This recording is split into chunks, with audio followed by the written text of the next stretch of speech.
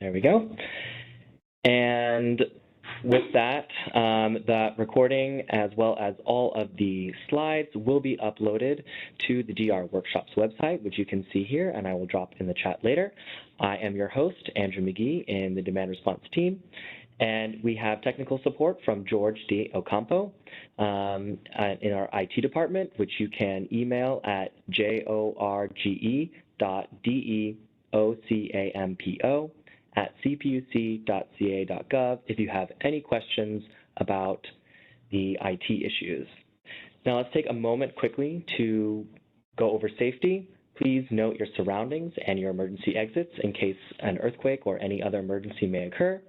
Please also, since we are doing this virtually and many of us are at home and still on laptops all day, to do an ergonomic check, try to keep your laptop all the way up as close to level with your face as possible and to keep your body in an upright position. And if you do have any emergency, please immediately leave the workshop and call 911, or if you need to use the chat to let us know you are having an emergency, we can call 911 for you. Next, please. Specifically logistics about this meeting today, everyone is muted at the beginning of this workshop, and if you have any questions, please use the raise your hand function that you can see at the bottom to unmute yourself when you have been called. When you raise your hand, we will have to give you the permission to unmute, and you will have to do this again every single time you unmute. So when you ask a question, please leave yourself unmuted until you are done asking the question and hearing the response if you have any follow-up. Otherwise, you can raise your hand and we will unmute you again. If we do have problems with feedback from your microphone, we will let you know to mute, and then if you do have a follow-up question after you get an answer, then we will give you the permission to unmute again. If you have any questions that you would rather type, you can use the chat function, and please send those to all panelists so that all of us can get them. And those questions will be read aloud by staff. And if you do have the desire to verbally respond after your question has been read aloud and then answered, you can raise your hand and we will allow you to unmute and respond. And reminder, once you are done with the questions, please mute yourself back. Next slide, please.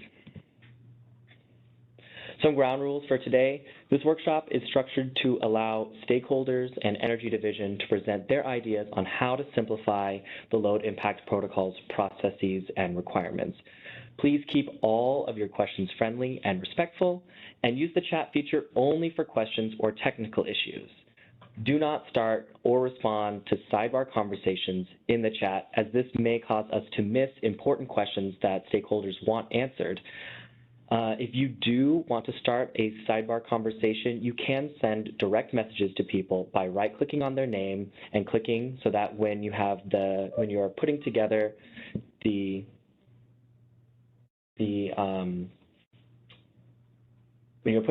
your actual message, that you will send it directly to that individual so that it does not make us miss everything, the important questions. Next slide, please. As far as the agenda for today, this workshop is going from 1:30 all the way to 5 p.m. if we have enough questions to fill it up. Energy Division, myself, will start and speak through 1:55. And after each presentation, there is a proportional Q&A time period allotted for people to ask questions. But if we run out of time for a specific presenter for you to ask questions of them, then at the very end, we will have general discussion and Q&A for the last 30 minutes. After Energy Division, Connect and CEDMC will present, followed by a 10-minute break. And lastly, we will have SDG&E and ENERSPONSE starting at 3:30 to the end of the day. And now let's begin. So I'm going to present a little bit about Energy Division's perspective on ongoing issues with the load impact protocols and offer more identification of issues, but also a few potential solutions that I see may be viable. Next slide, please. So for those that do not know, let's discuss what the load impact protocols are. The load impact protocols, which I will refer to as LIPs, and the LIP filing requirements estimate the ex-ante qualifying capacity and establish RA-eligible qualifying capacity for DR resources. Established in 2008, all 27 protocols set a consistent method for measuring program performance across DR resources on ex-post basis and for forecasting anticipated performance or available capacity on an ex-ante basis. Additionally, the resulting capacity estimates are used to analyze the cost-effectiveness of DR programs managed by the IOUs and for other CPUC activities such as RA framework and long-term integrated resources planning. The LIPs define the minimum data outputs needed to understand the impact of a DR resource and statistical measures to assist in determining the accuracy of these impact estimates. The LIPs allow flexibility on the part of the load impact evaluators to choose methodologies which are both feasible for and suitable to the type of DR activity or program being analyzed. The protocols provide direction and guidance on what methods might be appropriate in different situations and raise issues that evaluators should consider when choosing their methods. The protocols were originally designed with IOU DR programs in mind, as that was the only DR programs available in 2008. In 2016, Decision 16645 gave third-party demand response providers an exemption from the LIPs until 2019, where Decision 19626 recognized the expiration of this exemption. Once the LIPs began to be applied to third-party DRP portfolios, it has become increasingly clear how certain rigid requirements from the protocols themselves require superfluous and not useful data analysis and calculations that require access to control group data, which the DRPs have, or which the DRPs do not have, and oftentimes do not align with their CAISO market behavior. Next slide, please. Some top-level issues with the load impact protocols is that the LIPs themselves are a highly complex statistical analysis of ex-post data to make ex-ante projections. And this analysis is oftentimes done by specialized evaluators and consultants, since it is too complicated usually for the IOUs and the DRPs themselves to do in-house. And the cost of this contracting work can be a major burden on demand response providers' finances, as the IOUs themselves, their budgets are approved by the CPUC in DR proceeding, and this is not done, in the DR proceeding, and this is not done for the third-party demand response providers. Secondly, the load impact protocols prescribe specific data requirements which are superfluous, and they are not used by the Commission, either the Public Utilities or the Energy Commission, in review of these filings. Thirdly, the LIPs prescribe specific summary requirements specifically to the IOUs, which are not used by the CPUC or the CEC in review of these filings. And lastly, the timeline of the load impact protocols process, which is starting more than 1 year before the resource adequacy year in which the DR provider is applying, creates a significant lag for rapidly growing demand response providers and a barrier to develop new program or designs or acquire new participants into demand response in California. Next, to be a little bit more specific on some of the protocols which we find some issues with, Protocol 2 is about other application for load impact estimates. This calls out the potential applications for the actual load impact protocol filings, which are beyond just the use for resource adequacy qualifying capacity. A few of these examples given in the load impact protocols themselves is 1, forecasting demand response resource impacts for operational dispatch by CAISO. 2, the ex post estimation of DR resource impacts for use in customer settlement. And 3, the monthly reporting progress towards DR resource goals. These other applications, which in some interpretations may seem required to be considered by the evaluators when turning in these filings, but they are not utilized by the CAISO or the CPUC in any of these separate capacities. Next slide, please. Next, protocols 6 and 20 are specifically calling out uncertainty calculations and how they should be done. But uncertainty itself as a value estimate in ex post and ex ante is convoluted and has questionable significance. These protocols require both 10th, 30th, 50th, 70th, and 90th percentiles of change in energy use in each hour, day, and year for each day type and level of aggregation. And for those of you that participated in the third-party demand response provider LIP workshop that we had earlier this year in may have been party to a discussion that we had concerning what the actual value of these uncertainty calculations may mean. And because during that discussion, it became apparent that certain evaluators had different definitions as to what those uncertainty percentiles meant in their analysis, it has become very difficult to interpret exactly what these uncertainty percentiles are showing. You know, are they estimating the true load reduction in ex post or the potential load reduction in ex ante? Should we be taking away statistical significance of load drop if in an ex post potential we are seeing that, or rather in an ex post true load reduction, possibly the 10th percentile is below 0? Does that mean there was no statistically significant load drop? Does this represent something else, or is it evaluator specific and there should be an entire section on what uncertainty calculations should mean? Or do we think that maybe using standard deviation or another variance variable may be more useful in talking about the uncertainty of the values that we are calculating? Next slide, please. A call out for protocols 11 through 16, which are all about non-event-based resources, which now the Commission defines as load-modifying demand response resources. You know, these protocols specifically describe all of the data and reporting requirements for those load-modifying demand response resources, which third-party DOPs do not have. Because these requirements are not applicable to many filers of the LIPs, it should be stated that these are specifically not required for them, for DR providers that do not have that resource type. Next slide, please.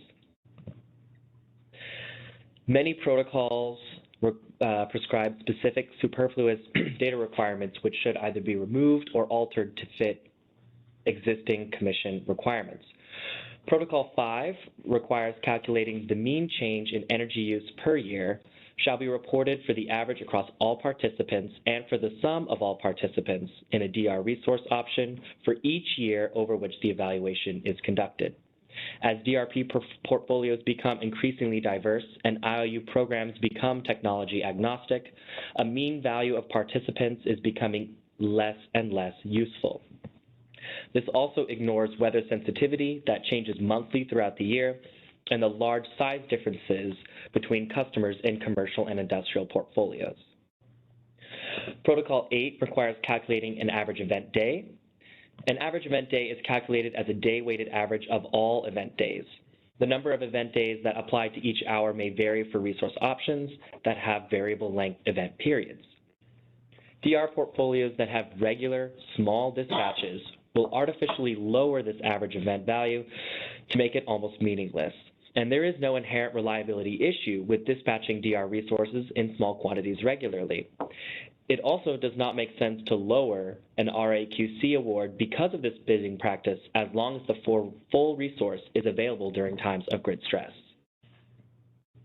Protocol 18 requires calculating the mean change in energy use per hour on a kilowatt-hour per hour basis for each hour of the day and shall be estimated for each event type and level of aggregation as defined in Protocol 22. The mean change in energy use for the day shall also be estimated for each date type. Protocol 21 also requires impact estimates by required day types. These day types should be changed to align with those required in recent RA decisions to be applicable for use in RAQC determinations. Protocol 19 requires calculating the mean change in energy use per month, estimated for non-event-based resources, and the mean change in energy use per year estimated for both event and non-event-based resources, for the average across all participants, and for the sum of all participants in a DR resource option for each year over the forecast horizon. Demand response providers do not have non-event-based resources, and calculating the mean change in energy use over the forecast horizon is not any more useful than Protocol 5's requirement of calculating for the current year. And finally, Protocol 22 requires calculating typical event day, average weekday, and monthly system peak day in 1 in 2 and 1 in 10 weather scenarios. Typical event day is not a useful calculation type for the same reason that average event day is no longer useful. Monthly system peak day is no longer used by the Commission, as Decision 23-629 has redefined the required day type to worst day instead of peak day. Additionally, the CPUC only uses the 1 in 2 IOU weather scenarios for analysis and awards, and continuing to require 1 in 10 and CAISO weather scenario estimates quadruples the workload for evaluators calculating values that are not useful. This protocol should only require worst day using 1 in 2 IOU weather scenarios to align with Commission policies and procedures. Next slide, please. Protocols 24 and 25 require the evaluator to identify correlations, synergies, and overlaps across the set of DR resource options offered in a region or being proposed for a region. A judgmental determination of the impact of the magnitude of adjustment in program impacts should be made for all programs. This requires access to data that the third-party demand response providers and their evaluators do not have. Whether a customer participates in a TOU rate or not may not be readily available to them, and expecting the demand response provider's evaluator to calculate the load drop attributed to the TOU rate to distinguish it from the actual DRP's events themselves likely requires a control group, and it will be duplicative of efforts by the IOUs in their non-event-based LIP reports. This requirement puts a heightened time and financial burden on DRPs only to result in smaller QC estimates, and correlations, synergies, and overlaps across the set of DR resource options offered in a region or being proposed for that region are just not applicable to the DRPs. And with Protocol 25, this details the requirements using control groups and procedures to ensure sampling bias is minimized. And because the DRPs do not have access to non-DR participants, this protocols also require the DRPs to use data that is inaccessible to them.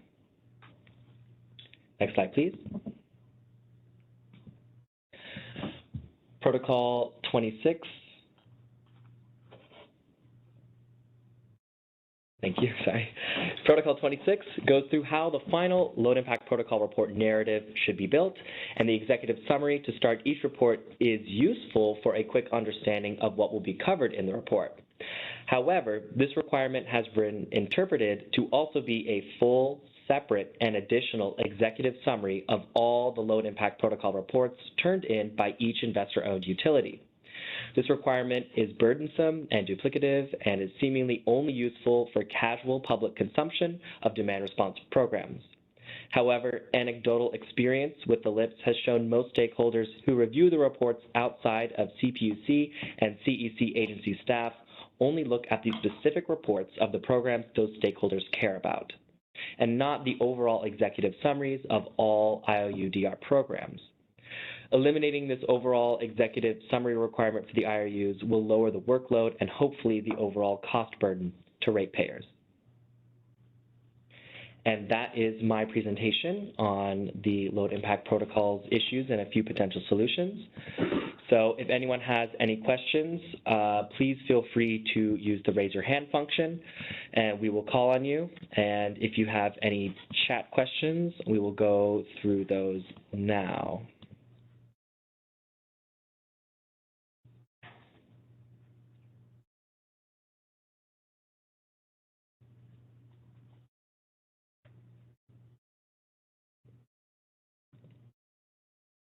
Luke, I see a few hands raised. Let me unmute you. Okay, first is Luke Tugas. I have sent you an unmute request. Great. Thank you, Andrew. Thank you for the presentation. My name is Luke Tugas. I'm a consultant for the California Efficiency and Demand Management Council. No questions, but I just want to say thank you for all the thought that Energy Division staff has put into this presentation. I will say that it's some elements are similar to what Connect and I are going to present next, but regardless, absolutely appreciate all the thoughts that you put into this, and this all, for the most part, sounds good. And to the extent that our presentation may conflict, doesn't mean that we disagree with you. It's just a matter of different approaches, and obviously open to negotiation and discussion. Thank you.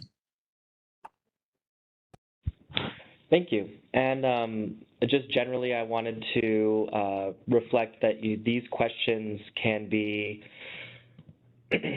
related to general processing issues as well as specific things in my presentation today. I want to make sure that that is open as part of Energy Division's presentation. Next, Nicolette Soa, I have sent you an unmute request. Thank you. Lower my hand here. I'm Nicolette, so I'm the VP of Energy Markets at EnerSponse. Yeah, thanks for the very thorough presentation. My question is, you identified at the beginning the complexity of the analysis, I think especially calling out ex ante. Is there any recommendation that you have for simplifying or standardizing those analyses?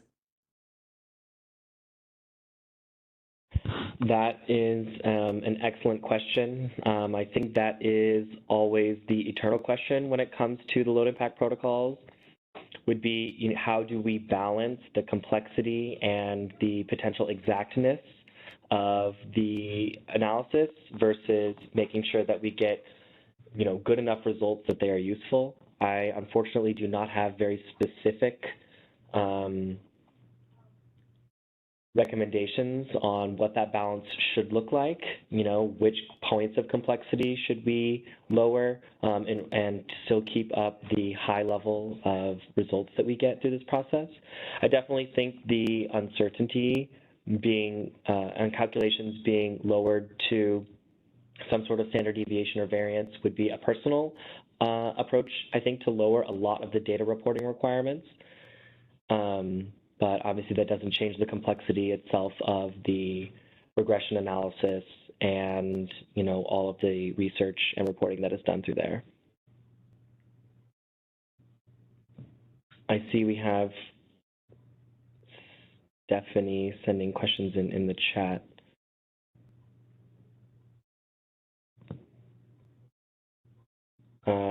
Stephanie has a question. Andrew, have you considered how to streamline the reporting requirements that now lead to the huge Excel documents that don't reflect what the CPUC needs? Could it be possible to supply a bigger data set in the form of a CSV or similar rather than the table generators? The analysis output can be streamlined, but requiring a particular methodology is likely to cause issues. I don't recommend in specifying analysis approach other than changing reporting requirements. To your point, Stephanie, how the data is presented, the current way is not necessarily the best way, so a different approach and maybe some more flexibility on part of the evaluator on how to present that data might be a good thing. However, I am a little cautious to just have CSV or some similar file in that sense, as there may not always be as data experts at the Energy Division or at the Energy Commission reviewing these reports that may have the time to run through their own analysis in addition to the evaluators. And, the Commission was very lucky last year to have an excellent team at the Energy Commission who have those skills to be able to do that, but that may not always be true. And the Commission may have, and the Energy Commission may have other places it wants to put its human capital resource towards than the load impact protocol reviews every year. Because of that future unknown, I'm not sure a CSV may be the appropriate answer to that complexity.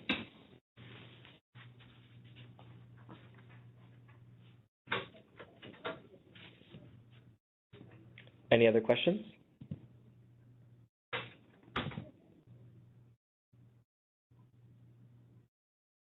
Oh, I see Stephanie's hand is raised. I'll allow you to unmute.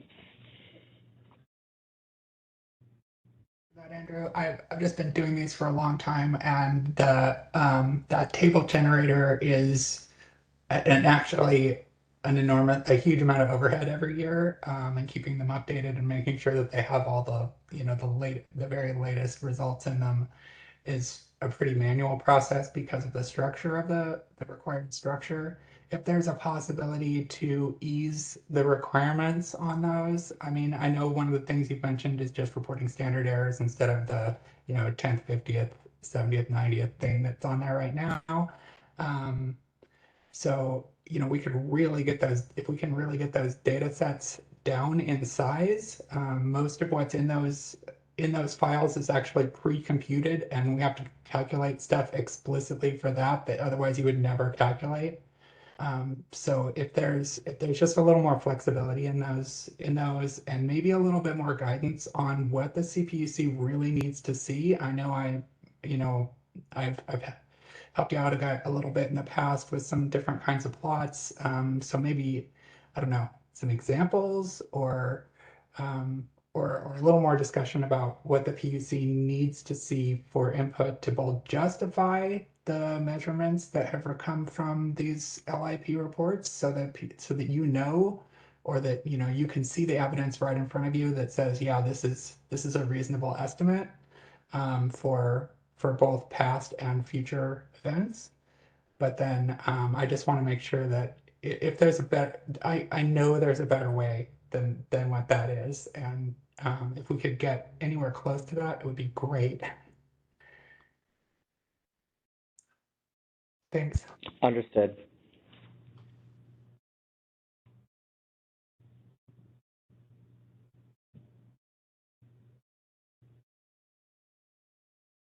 Any other questions before I pass the mic over to OhmConnect and Leslie Willoughby. CEDMC? Second? Leslie Willoughby. It just Came up. Does Leslie have her hand raised? Oh, yes, I see it. I sent you the unmute request.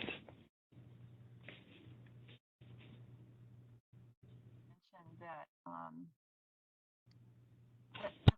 the tables with the uncertainty, they definitely are using information like standard deviation and variance that all goes into those confidence intervals. And to me, what's super useful is knowing if the estimate is statistically significant or not. And that basically means if the estimate is statistically different from zero. And so that's sort of how I use those tables. And I think it's important, right? Because you want to know if if your estimate is telling you got 25 megawatts, but it's not statistically different from zero, you really have zero. So we need to figure out a way, and I'm not saying that we have to have like those big tables. I'm completely a fan of trying to streamline things, but we need a way of noting that when we're reporting out on these values. That's it.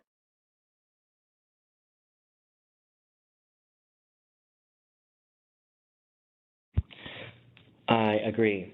I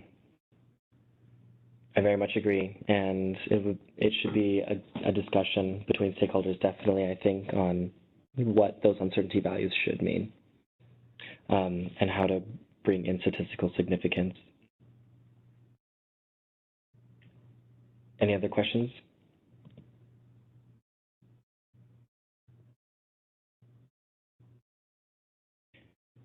Hearing none, I will pass it over to Alicia and to Luke.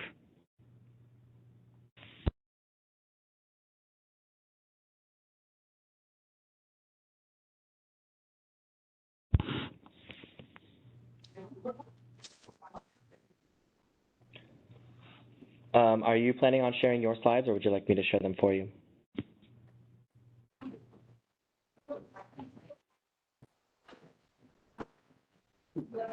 Alicia, would you like to share the slides, or do you want Andrew to do that? You're on mute right now, Alicia. Yeah. Alicia, you are on mute.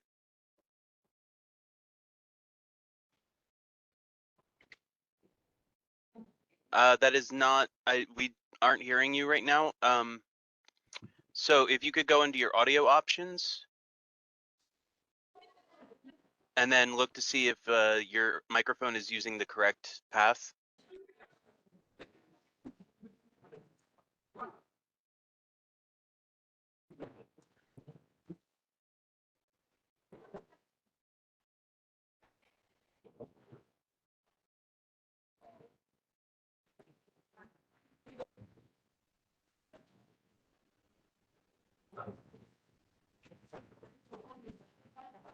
So are you having trouble finding a path, or we can't hear you. I'm happy to present if Alicia is not able to get on.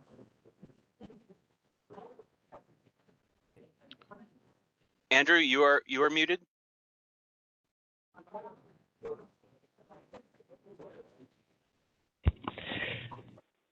Yes. Does Alicia want to maybe call in? Can you guys hear me now? Yes. Ah, okay. Maybe it was the headphones. I'm so sorry about that. I'm not sure what was going on there.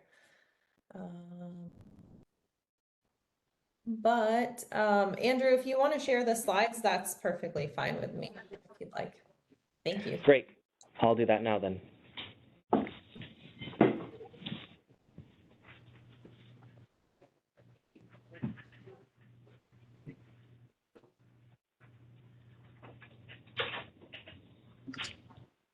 You're able to see them, correct?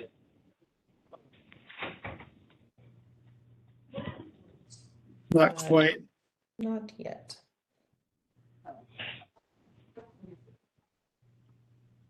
I see that it just says it's starting to share content. Hopefully it goes through in a moment.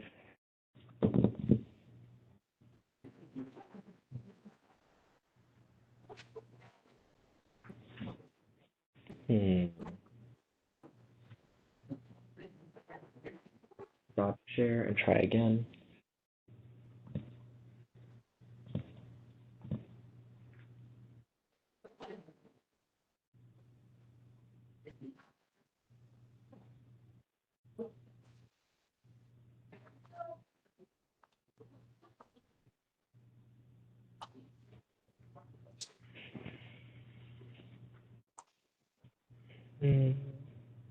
Let me try share a different way.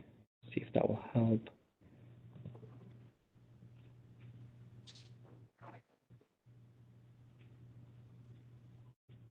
I think I may not have a strong enough Wi-Fi connection to get to share. I can share it. Give me just 1 second.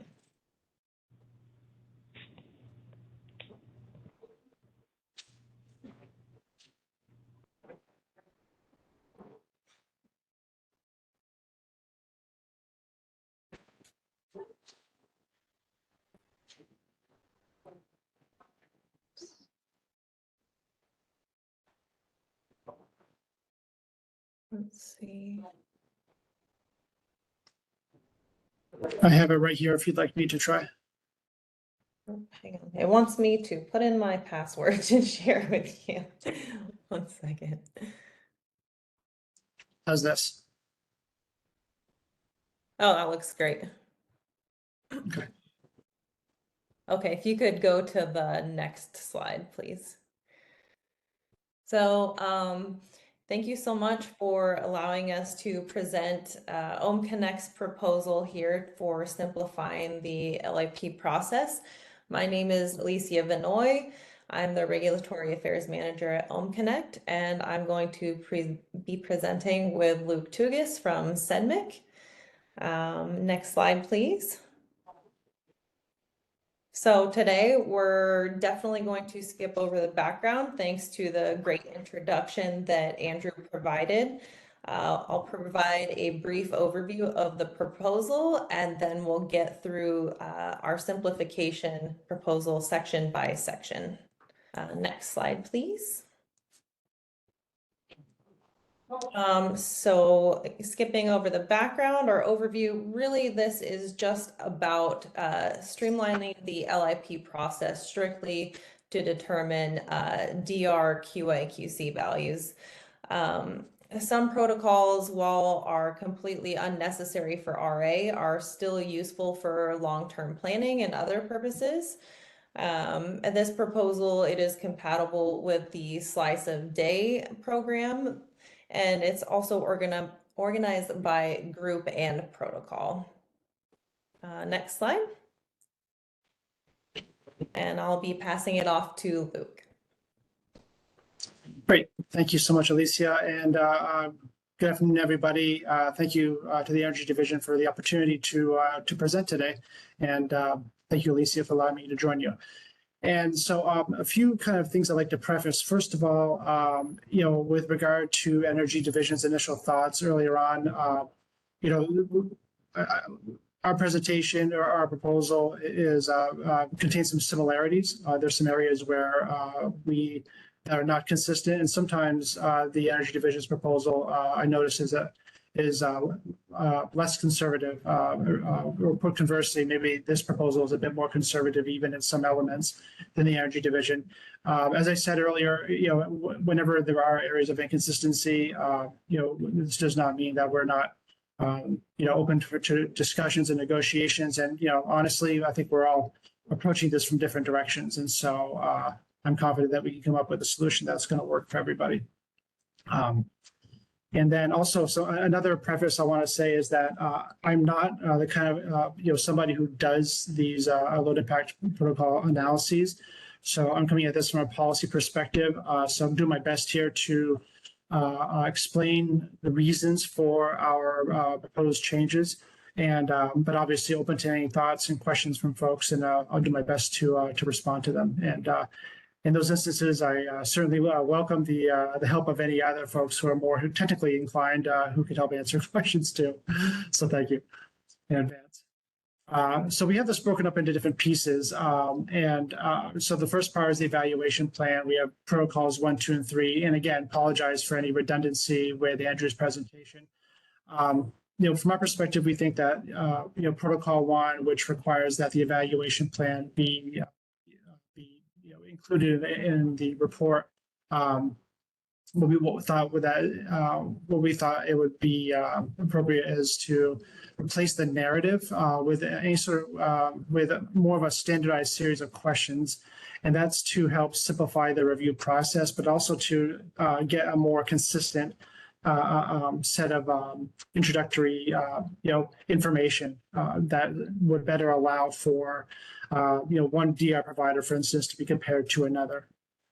And then with regard to protocol 2, it requires evaluation plan has to delineate the purpose of the evaluation.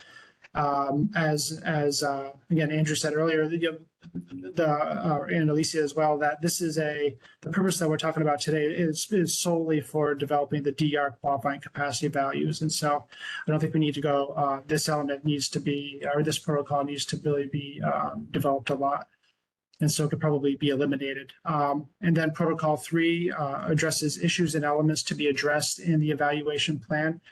And again, this is something that we think maybe only needs to be mandatory for maybe first-time filers or those with material program changes. And so if you have DR providers with pretty consistent portfolios in terms of types of customer, location of customer, enabling technologies, et cetera, then maybe that protocol 3 might not always be necessary.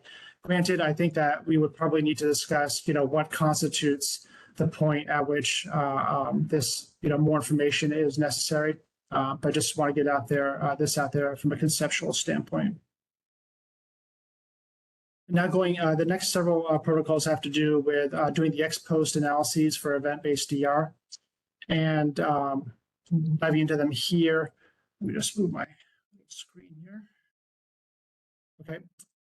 So protocol 4 requires the impact estimates be provided for each hour for each specified day type. And we recommend keeping this, but of course limiting to the day types needed for the QC evaluation. And admittedly, I completely missed a point that Andrew had made. And so Andrew, thanks for bringing that up, that given the slice of day framework, we're not looking for necessarily the peak hours, we're looking for the worst hour. And so those hours might not be the same between in the future under slice of day versus under the current RA regime. So just in your mind, as I go forward, please understand that I'm always referring to slice of day and the worst hours and all that. So protocol 5, which requires a change in average mean energy use for the year, must also be estimated. From our perspective, this could be eliminated because it's not necessary. It's not really usable for monthly qualifying capacity values because it covers the year. And also it's not really informative for seasonal DR resources as well. And number 6 laid out the different uncertainty adjusted impacts that have to be provided. I realize we just had a conversation about this. Our initial thought was to keep that, but obviously we're open to, certainly open to discussions, anything that could make this simpler and lower cost for DR providers. We would definitely support. Something else I want to mention, actually this kind of triggers a thought, is that when this proposal was developed during the CEC's DR supply side DR qualifying capacity working group, the original intent was to make it a little bit conservative so as to, not make it, so as to garner as much support as we could among the wide range of parties involved in this. So we are open, as I said, to go farther in some areas where folks are comfortable in doing so. So getting back to this, Protocol 7, load impact estimates have to be reported in specific tabular format. Again, notwithstanding the discussion about using the tabular approach, we suggest keeping it, but again, only for the appropriate hours and day type needed for QC evaluation. Protocol 8, impact estimates must be provided for each event day and for an average event day over a year. We recommend eliminating the average event day over a year, simply, again, for the reasons that I mentioned above, not useful because QC values are monthly, and also keeping at the individual. What we would recommend is keeping it maybe at the individual event, or in instances where a DR provider maybe has a large number of events in a given month, maybe roll that up to a monthly average or something like that. And then Protocol 9 lists the statistical tests and measures that must be reported if day matching methods are used. And 10, something similar, lists the statistical tests and measures that must be reported for regression methods. We're fine keeping those. Obviously, we want to make sure there's transparency in how these evaluations are done.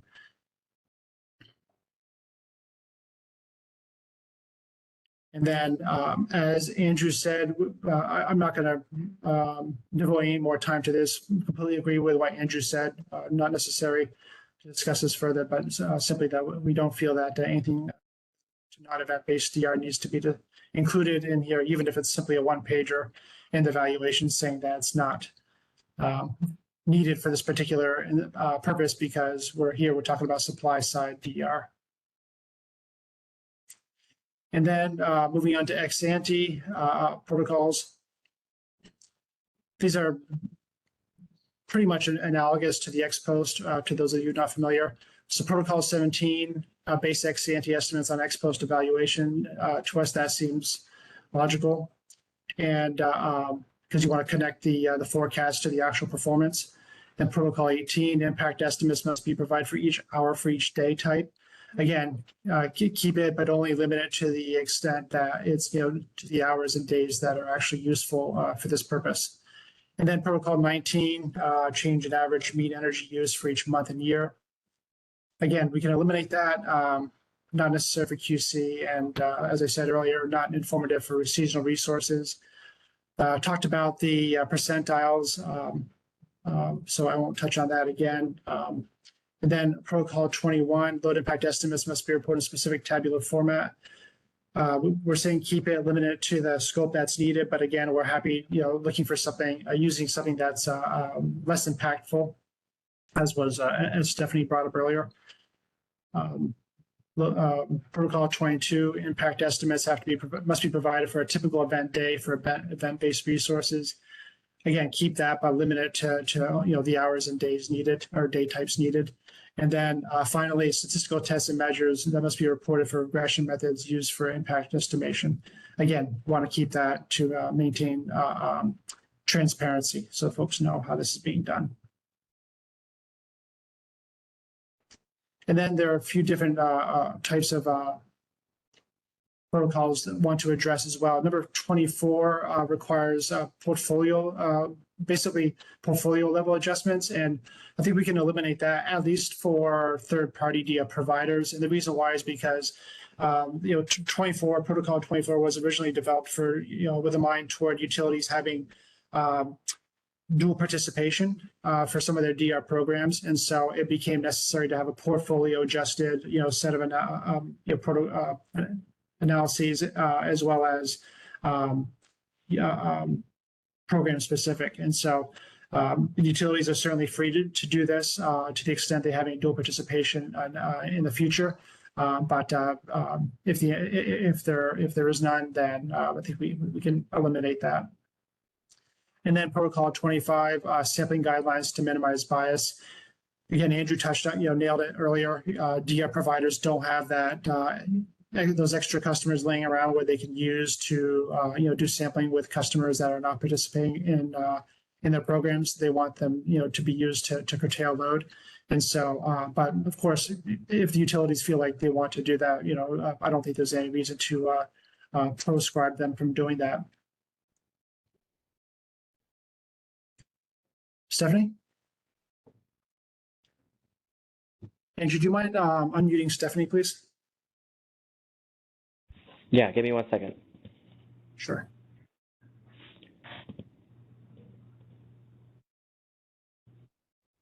There you go, Stephanie. You should be able to unmute. Got it, thanks.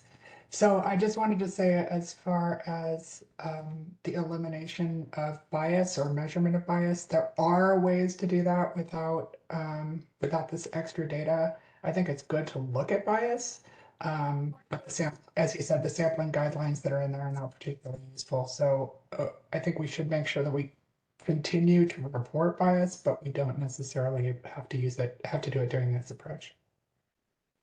Okay. Thanks, Stephanie, for that feedback. And yeah, I mean, obviously, does that make sense? Yeah.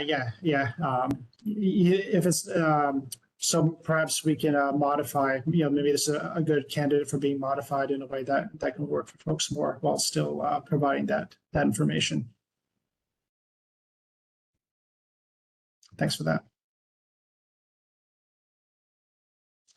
All right, then moving on, Protocol 26 talks a lot about what needs to be in the evaluation report, the April 1 report.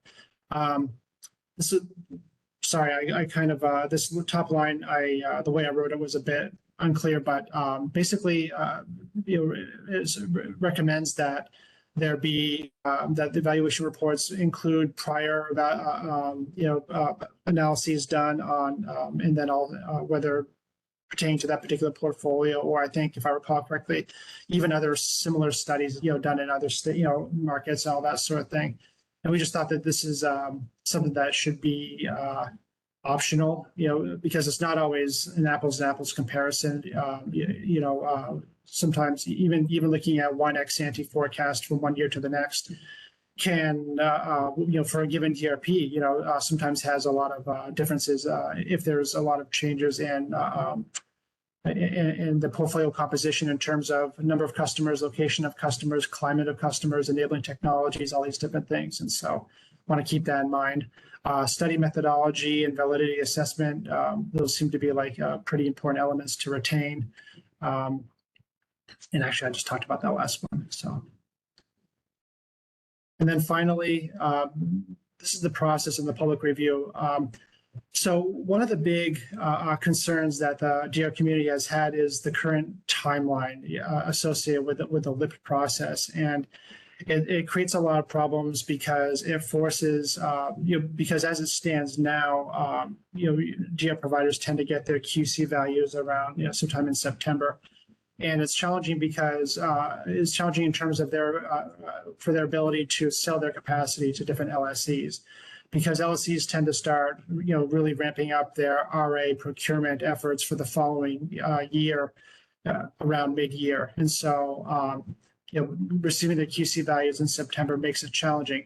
There's still ways they can, it doesn't completely eliminate, the ability for DR providers to sell their capacity, but it's still tough. It forces them to be more conservative because, they have to presume, the worst, so to speak, in terms of their QC values. And so they cannot, they risk having some capacity left over at the end of the, in September or October, if they're not able to sell it earlier on.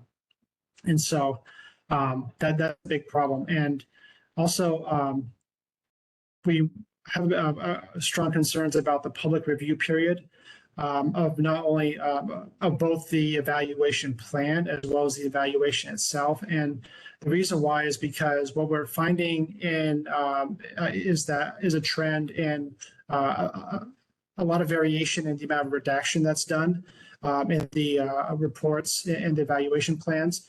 And that creates a problem because, some DR providers are trying to be more forthcoming than others. And I'm not judging any DR providers who want to, who redact a lot. It's their right to do that. But at the same time, it creates it results in a process that's not always very, very useful, I guess, put it that way. And so, we think that should be something that, so we're trying to think of a way to address that, and I'll get to that in just a second. And also, we have concerns about the review period in that, when the evaluation plan goes out, and as well as the draft plan, the draft assessments, go out.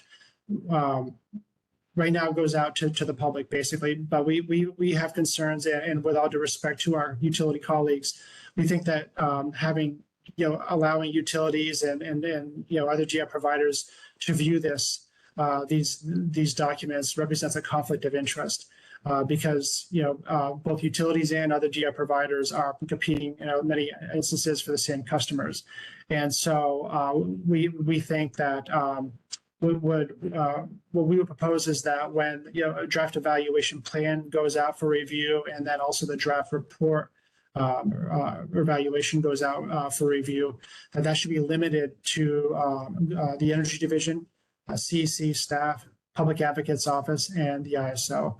We're open to other disinterested parties, but the bottom line is I think it would be it would eliminate any competitive problems, or at least reduce them if we narrow down the scope of what parties have the ability to report. I'm sorry, to view these reports and provide feedback.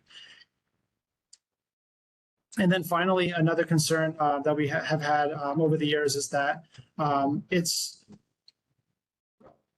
it would be helpful to have more transparency from the Energy Division when they are making their QC determinations.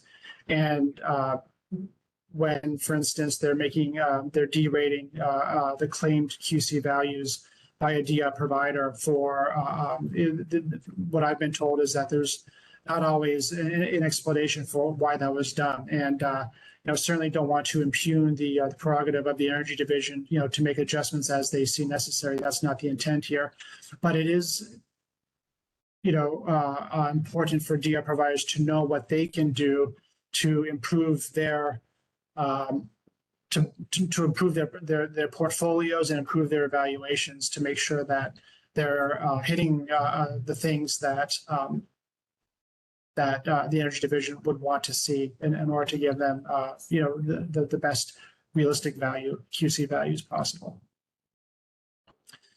And then finally, with regard to the timeline, we would like to see some change to the timeline.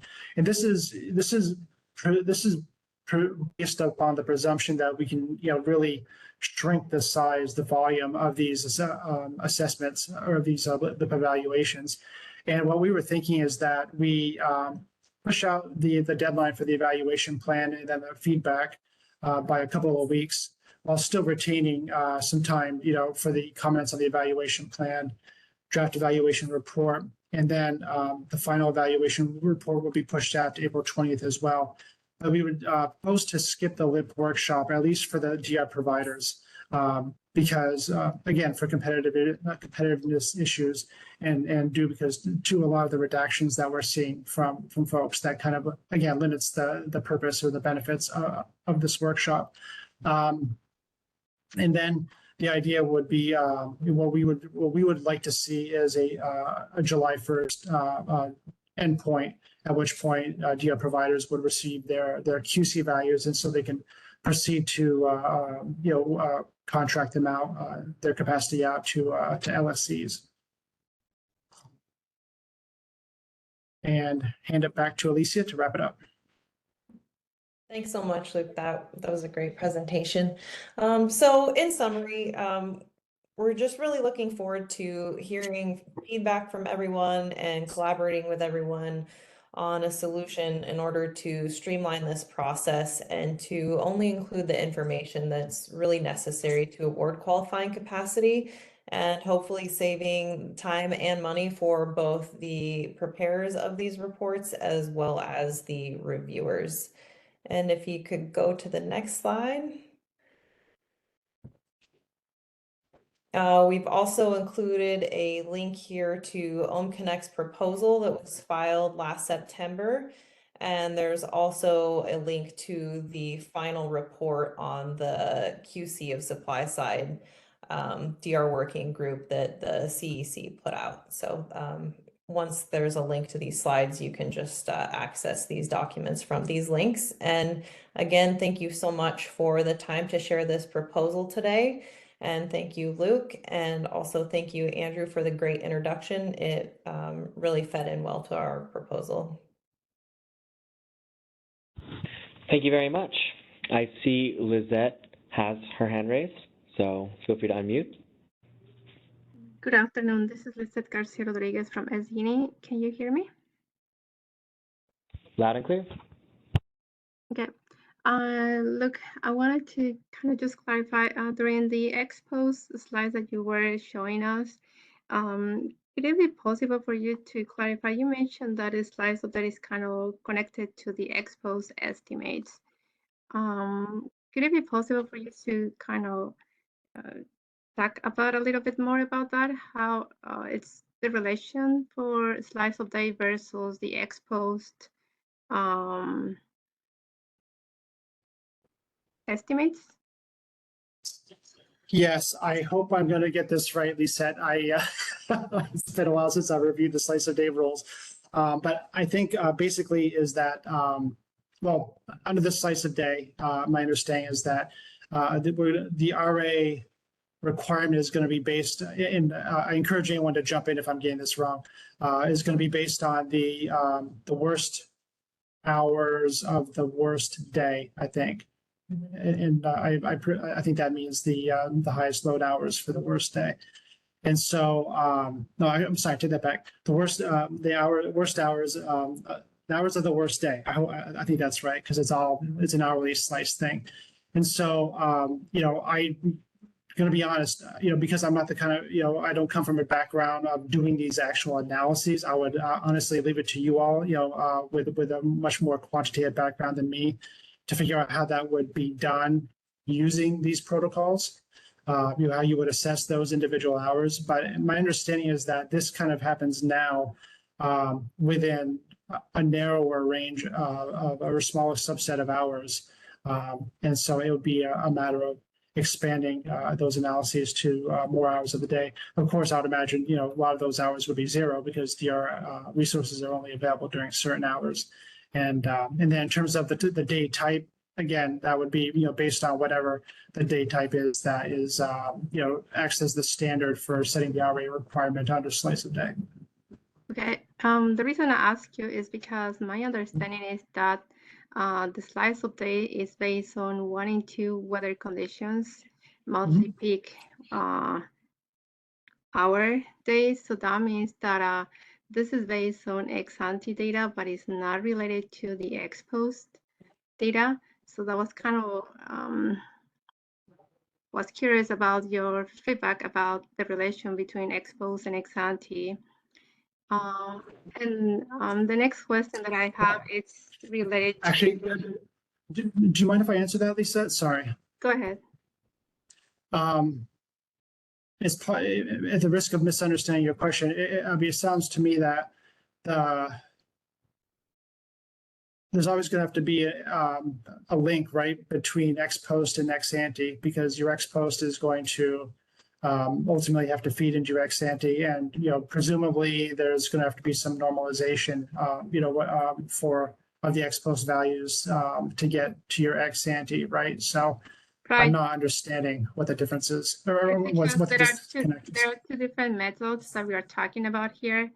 In order to produce right now the ex-ante estimates, you are using the monthly peaks data. In order to using the ex-post analysis, but you're using the monthly peaks load. But for the slice of day, it's according with the decision, it requires to use the worst day of the month. So there are two different methods in here that we are talking about. So right now, the way that we use the ex-post to produce the ex-ante, that method will not be used for the slice of day.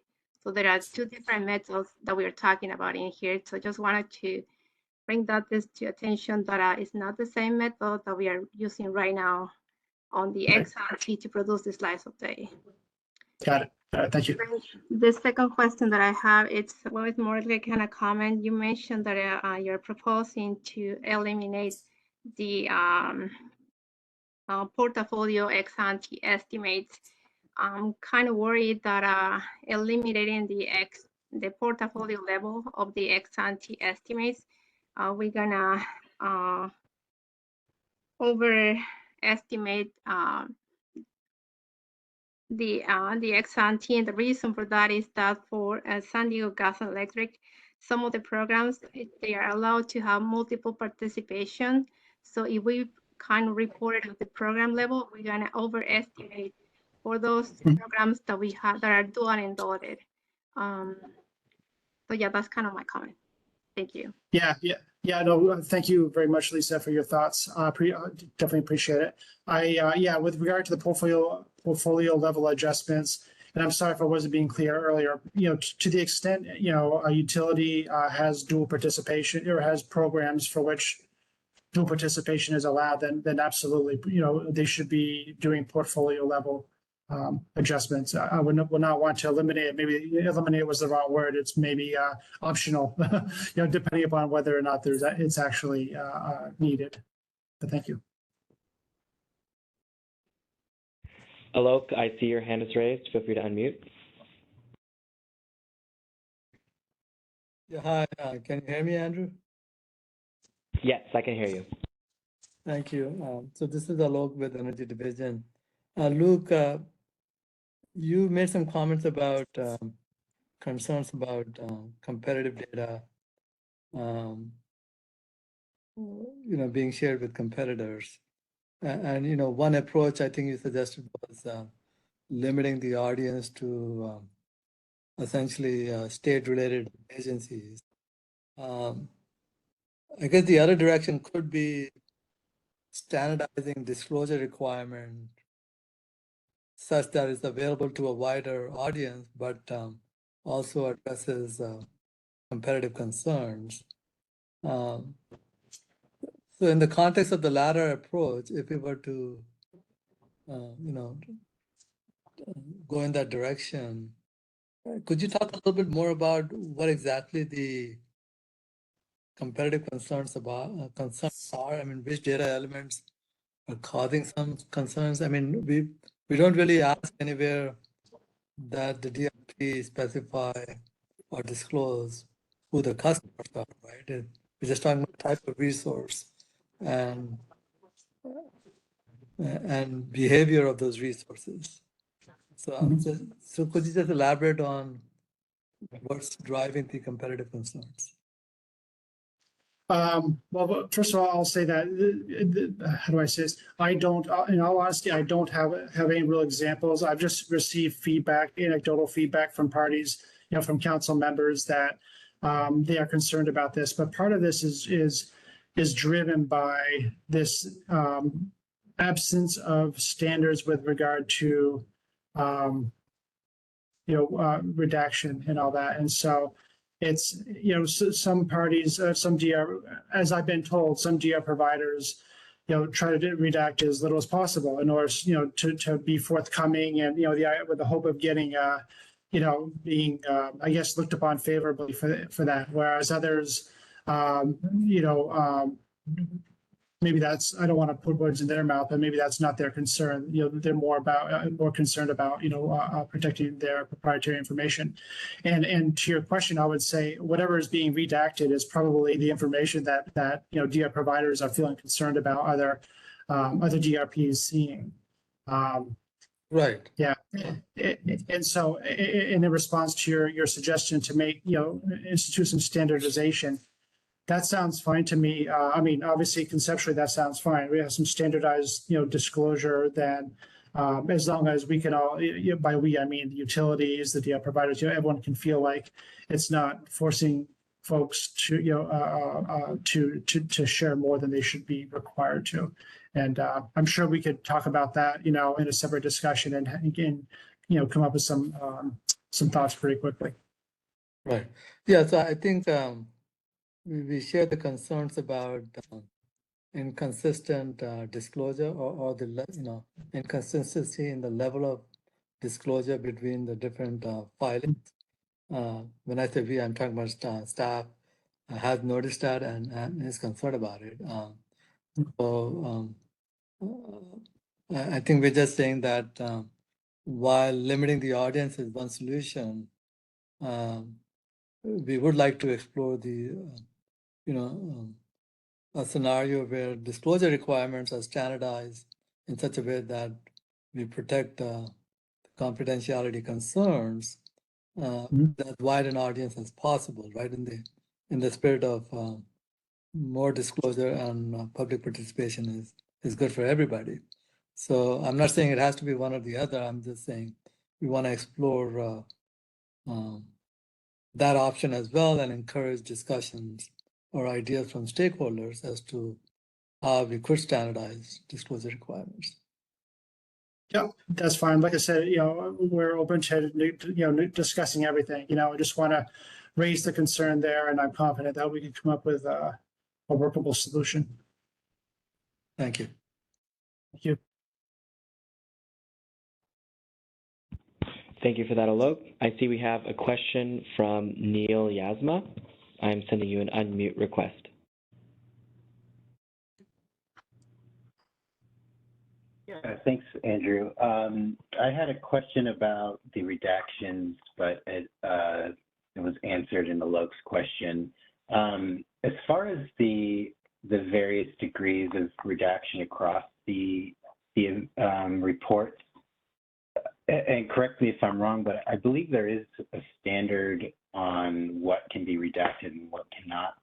I'm assuming the specific protocol that is in question here is related to the competitive market data and not necessarily the aggregation requirements set forth in a decision that came out in 2008, I believe. Is that correct? It's mostly concerned about redactions in regards to competitive market sensitive data, or is it something else, like to standardize that element of the redactions? That Well, makes I sense.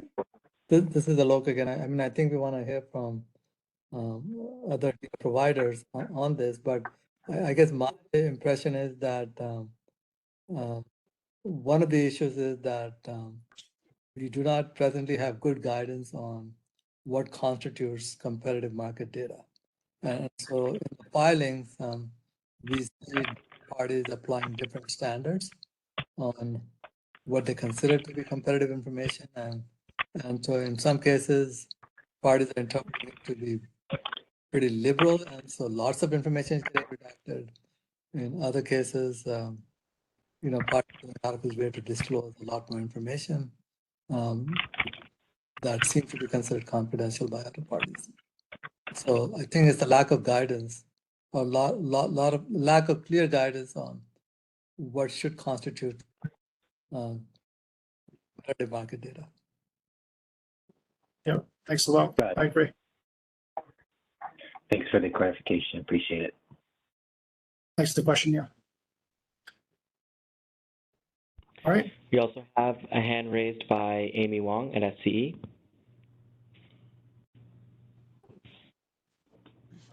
Hi, this is Amy Wong from SCE. Luke, I know you addressed this earlier.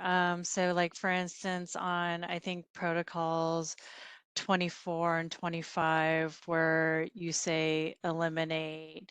I think I heard you say earlier that maybe these would be more optional. Should there be policy changes in the future, particularly to dual participation? And then if for protocol 25, if it's used by another IOU or DRP, then they would have the option to include that in their analyses. I just want to make sure I heard that correctly, that you've kind of change your thought on the position on those protocols? Well, yeah. I mean, 24. Yeah. I mean, obviously, if there's dual participation, then we have to keep this, right? That there's no doubt about that. So, and this is probably, in all honesty, Amy, just something that was when we were putting this together, a while ago. Dual participation was not being. This is, I think, before the utilities had filed their DR applications, and so until that point, dual participation hadn't really been coming up at that point in time. So yeah, absolutely open up to, very open to keeping 24 in some form. And then 25, I think Stephanie made a good point with regard to bias, reporting bias, but maybe just, and again, coming at this as, real Luddite here, if there's a way to do bias or to show bias quantify bias without having it be so in a way that might be prohibitive to DR providers, then obviously, that's something to be pursued. Okay. I guess more as a general statement than a specific question to SEDMEC and OwnConnect's proposal. But, in a couple of the dispositions, I think it's stated keep as long as it's needed for QC valuation. I know that there are, and I don't know if they're on this call or this webinar or not, but other regulatory agencies or others that involved in long-term planning and such that uses maybe some aspects or data that aren't necessarily specific to QC, but more planning purposes. I'm just cautious about eliminating that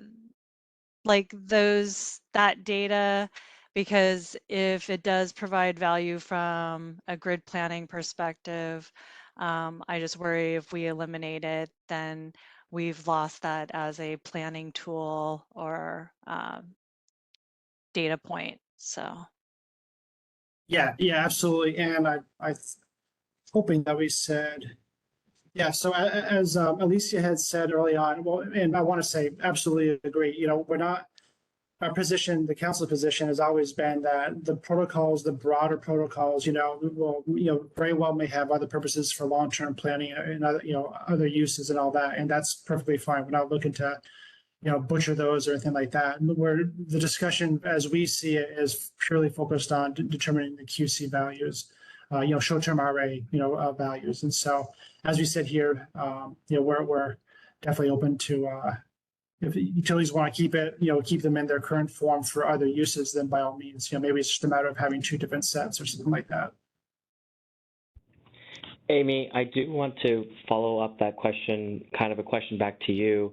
I am unaware of any other government agencies using this data for long-term planning, nor am I aware of the commission itself using this data for any type of long-term planning. I do know that the unreleased LIP filing guide 4.0 that will be coming out at the end of this year includes a new note from resource adequacy that they are only asking for 3 years of data to be projected as opposed to the current 10 years. So it seems that, even as far as long-term planning requirements, the commission itself is going to be leaning less and less heavily on the LIPs themselves. And, I think Luke's point earlier about the how ex ante can change so drastically from year to year is an issue we have with LIPs where, it is almost impossible, particularly in rapidly growing DRPs, what they might look like in a few years and how useful is that long-term planning data. And with the IOUs themselves, how a program may change as far as participation and megawatts and such may vary very largely depending on how the results of the DR application proceedings, which occur, every 5 years. And that, how useful is a 10-year plan when we have no idea which programs will or will not be cost effective, et cetera, after that review period.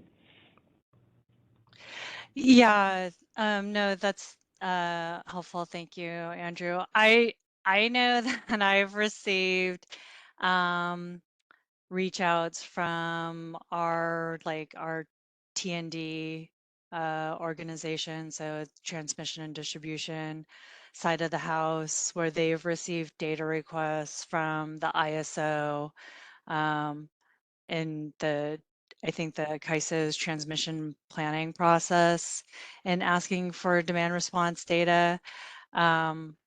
I can't remember off the most recent one where they've asked for data, how far back they go, but I know that there is sometimes where we're asked for this information from other groups because they've received data requests from other regulatory agencies. So that's why I do think that it's really important that hopefully there is someone from CAISO here and the CEC and such. But it's good to hear if the CPUC is going to become less reliant on data that's goes out more than 3 years, then that's an opportunity for improvement. Thank you. Yeah. Hello. And actually, Alok, if you don't mind, before I just want to finish this, Amy, one thing I want to make sure I'm clear on, that we're clear on, is that from the council's perspective, we would never presume to, limit or prohibit what the utilities can, analyze or what sort of analysis that they can do. We just want to make sure that there's an opportunity that, for as what our priority is in order to a streamlined opportunity, lower cost opportunity way to determine QC values for DR providers. And so, by all means, you all should, utilities should do whatever they need to do in order to do their job. And so we're supportive of that.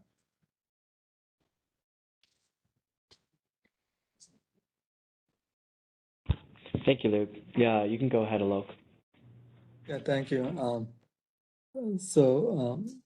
Luke, before I get to the topic I want to ask you about, one suggestion for your slides. If you have, maybe you want to update them before you post them or share with the staff for the record. I heard you taking slightly different positions or more flexible positions on some points. Maybe your slide can reflect that. Okay. All right. The topic I wanted to raise was related to market integration.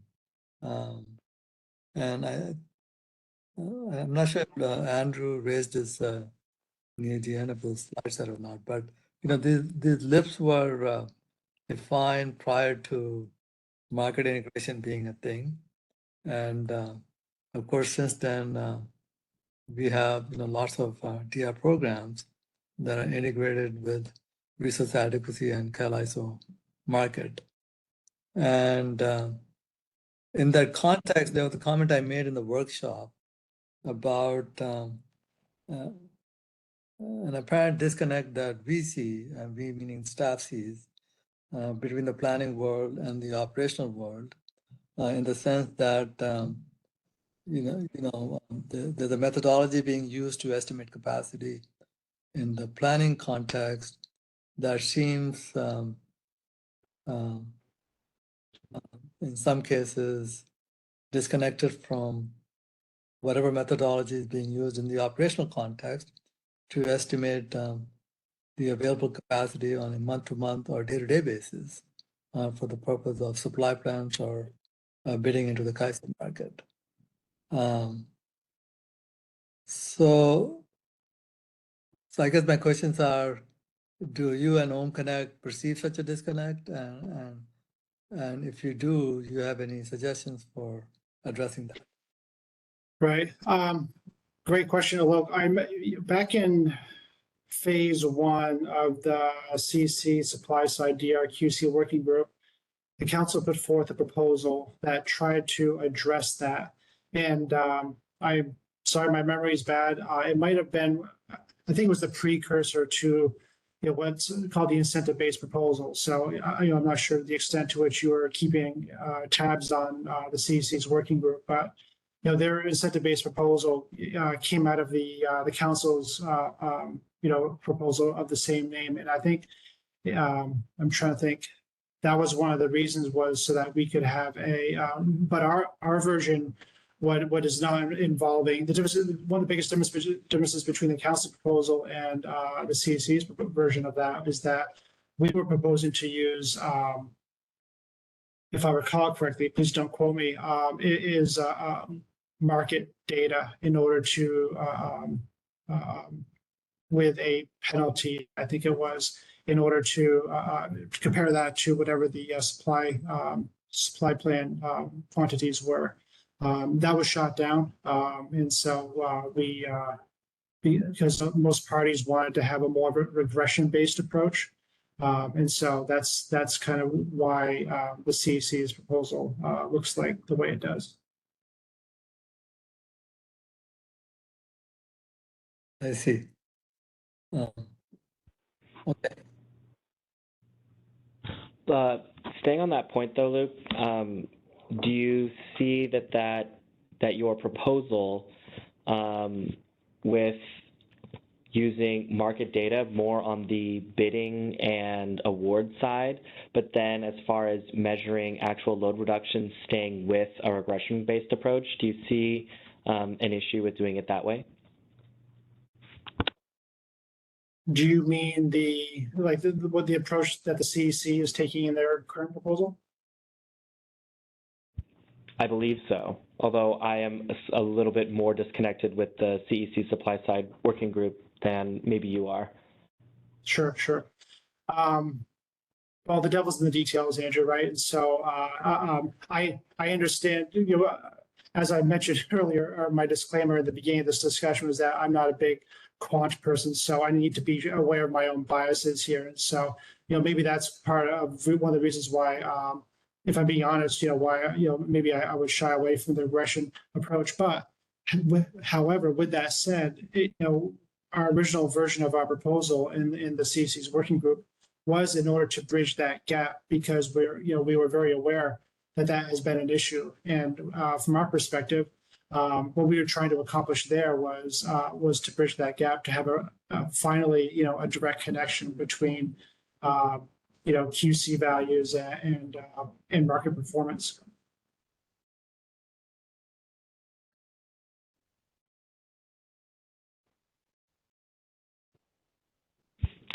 Understood. Let me see if there are other questions. Don't see any other hands raised, so I'm going to ask you, I believe, a couple questions. Sure. Specifically on Protocol 26, you referred to the desire to eliminate the comparison to prior years ex ante. And I know this was a somewhat fairly recent ask by Energy Division. I think last year was the first year where I had specifically asked both the IOUs and the DRPs to start doing this comparison. You talked about customer types, customer locations, sizes, and et cetera can change significantly, even within just 1 year for demand response providers, and that may make that comparison not very useful or accurate. But I kind of push that question back to you and say, do you think that there is another way that the commission should be looking at prior years ex ante to ensure that we are actually getting accurate results from the load impact protocols? And it seems that without doing a comparison and talking possibly about those differences in customer types or sizes and why we may be seeing differences, in current year's ex ante versus previous year's ex ante, just to make sure that we're getting accurate results and that we can be depending on those results? Mm-hmm. Yeah, it's a fair question. I think, how do I say this? You could keep it if you want to, and then, you could require the DR provider or the utility keep it, but simply comment on whether or not it's going to what extent they feel that it's meaningful. Maybe that's the approach that we can take, where parties can, or DR providers can explain that, include that as part of their element. And so, because simply including the ex ante or comparing apples to apples isn't always going to make sense. So there should at least be the opportunity to explain maybe why it doesn't make so much sense, or maybe why it does. I see Stephanie made a comment where she is recommending having a discussion section in the report that compares prior ex ante to current ex post and to current ex ante. And it might not need to be as structured as in the past. And I don't necessarily disagree with that. I think the ex ante to ex post is more valuable, like comparing previous year's ex ante to this year's ex post to see did that 1 year of projection, was that accurate or not, is more important than looking at future, comparing multiple years worth of ex ante. So I would agree there. I also am a little on this point thinking, possibly that, the apples to apples idea, maybe it may be useful as opposed to requiring a full portfolio kind of comparison, where maybe, let's say, a certain resource type is a vast majority of a portfolio, and maybe just doing comparisons of ex ante from year to year of that specific resource type to make it more apples to apples may be more useful, just so that we can continue to ensure year to year that we, or just have any way to see, how accurate it has been over time. Yep. And so I'll let you respond if you have anything, and then after that, I'll pass it on to Nicolette. No response. I mean, I think there's a lot of good ideas out there. I think, if we can start, after today, I think, I'm looking forward to hearing what other parties have to present as well. And, maybe after this, we'll have a better idea, as to, it might become more apparent what's going to, work better, or what steps we can take to kind of narrow things down a bit. And so, you have, those sound like reasonable ideas. I think others have them as well. So I think it's just a matter of talking them through.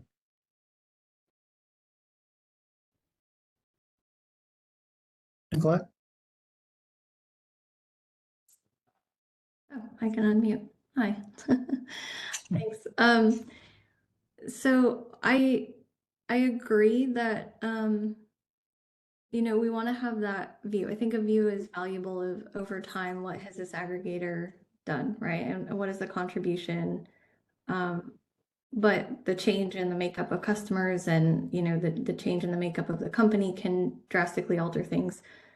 My thought there, and I was going to touch on it in my presentation, is adding some more identifiers. So just being a little more standard with customer type, load type, you know, maybe resource type, right? And just making sure that those are very clearly identified. And if we're looking at something that's drastically different, that's obvious, without adding a lot more of the work to, you know, do other analysis or kind of come up with explanations. A discussion section, I think is helpful, but what I immediately think there is just, it's already so not structured. It feels like the way that things are reported and presented, that would just add, you know, to the lack of structure. It also ties into the concern about presenting to other DRPs as a DRP. Like, I'm running a business and trying to explain to CPUC in front of other DRPs why my customer base is changing and the performance and how that all is happening feels, yeah, like we shouldn't be sharing that openly with our competitors. I wouldn't want to, but I could see how it'd be useful for, you know, the CPUC. So I think that ties back to the conversation of what kinds of things, you know, if any, do we share to the larger group? Do we limit the audience there? Yep. Thanks, Nicolette. I very much appreciate that. And something else I wanted to say that just occurred to me, Andrew, in response to your prior comment. One principle I would, you know, respectfully put out there for folks to consider is that it's, we've been talking about this stuff for a couple of years, you know, in the different working groups and all this sort of thing. And one thing that I really want us to keep asking ourselves as we go along is, if we find ourselves saying, oh, it would be nice to have this, it would be nice to have that in the evaluation reports, then we should really stop ourselves and say, okay, yeah, there's a lot of things that would be nice to have, but the purpose that we're here for is to, you know, really streamline this as much as possible. And, you know, ultimately we're going to have to ask, I'm hoping we can ask ourselves the question, would this help some? Yeah, maybe a little bit, but is it going to require so much extra work and headache and money and all this sort of thing that it's worthwhile, you know? So we're going to have to at some point make some decisions here about, you know, what things are actually worth keeping despite being nice to have.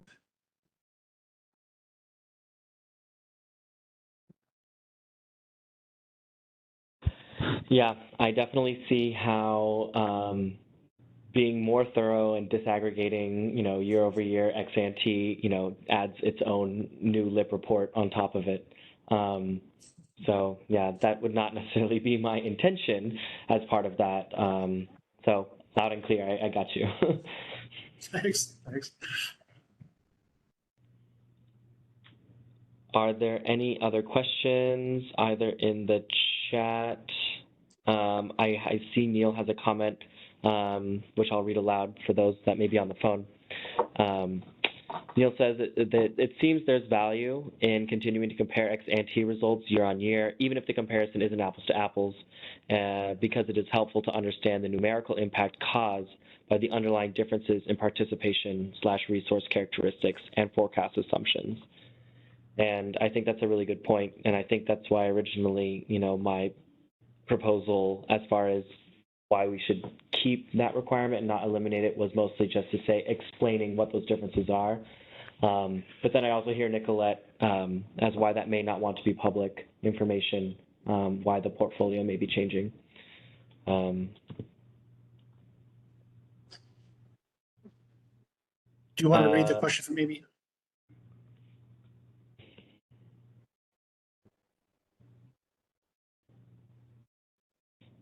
I see Amy has a question, which I can also read aloud. CEDMC and OhmConnect's proposal looks to narrow the reviewer group. So I assume that DREMIC would not be a reviewer, DREMIC being the Demand Response Measurement and Evaluation Committee. And the answer to Amy's, sorry, go ahead.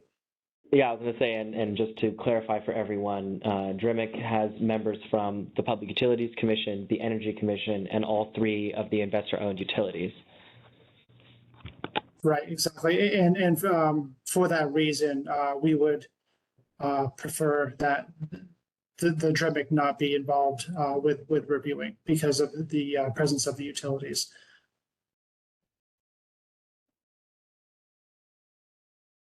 For the reasons that I explained earlier.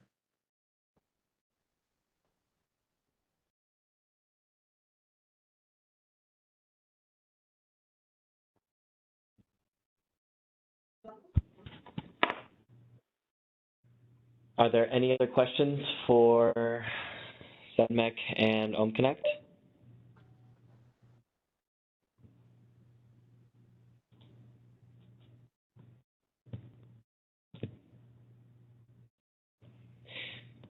Hearing and seeing no hands raised and no more comments in the chat, I think now it's time for our 10-minute break. So let us all return at, let's make it 12 minutes. So we'll also return at 3:20. Thank you. Thank you. Thanks very much for your presentation.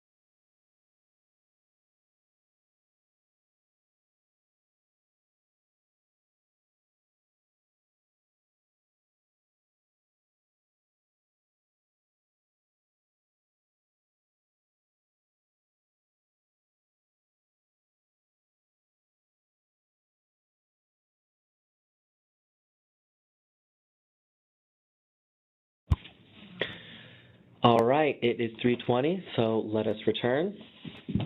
Our next presenters will be Lizette at San Diego Gas and Electric. Lizette, do you want me to share your slides, or are you going to be able to share them?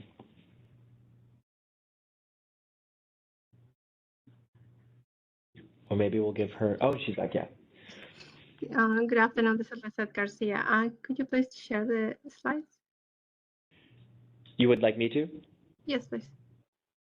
Okay, give me 1 sec.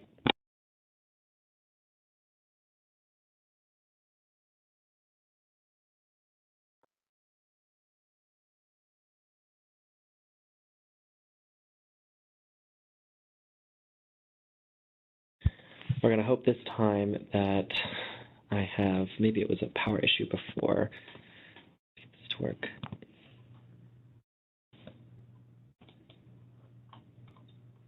All right, it's working. Okay, I can see the screen. Good afternoon. This is Lizette Garcia from SDNE. Today I'm going to present SDNE proposal to simplify the DR load impact filing requirements. The presentation, it has two, it's divided in two parts. The first part is talking about what are the current requirements for the DR load impact filing. And then the second part of the presentation is talking about 3 proposals to simplify the DR load impact filing. Please go ahead. Okay. Second slide, please. Okay. So currently, the DR load impact filing requirements, we have 2 pieces. On the left side, we have to file a DR load impact report for each of the DR load impact programs. In each of the DR load impact reports is included the executive summary, introductions for the purpose of the study. It's including the ex-post and ex-ante methodologies, and also it's included the recommendations in each report. In addition to the individual DR load impact reports, it's including the ex-post and ex-ante table generator. And then each of the table generators are in accordance with protocols 4.2.16, and it includes the ex-post hourly load impact, and also includes the 11-year hourly load impact estimates. In addition to these 2 reports for each DR program, we need to incorporate the executive summary report, which is kind of a summary across all DR portfolio for each party.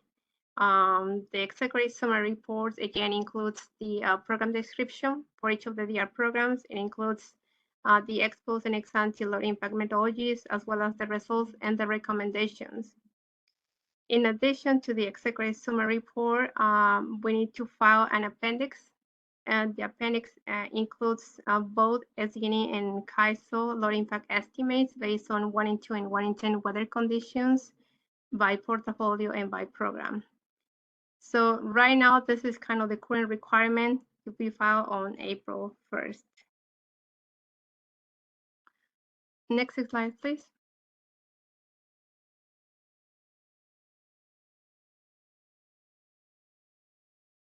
Okay. SDNE's the proposed number 1 from SDNE is to remove the executive summary requirement report.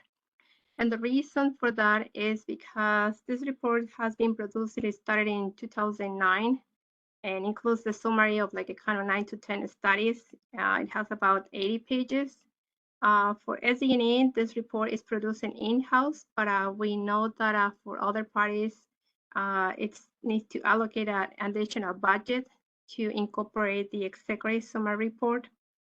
And if we compare the executive summary report with each of the individual reports, pretty much is kind of duplicate information. All the information that is actually right now included in the executive summary report is included on each of the individual reports, which includes the introduction, includes an executive summary, includes the ex-post and ex-ante, and the recommendation.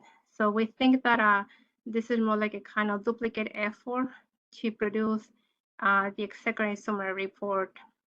However, we propose to keep the table generator, the executive summary table, which it's the 11-year forecast based on 1 in 2 and 1 in 10 weather conditions. And then the reason that we are proposing to keep the table is because this table is an input for the DR interim goal, as well as the CAISO annual transmission planning. So we think that it's still a kind of valuable information to fulfill additional data requests. Next slide, please.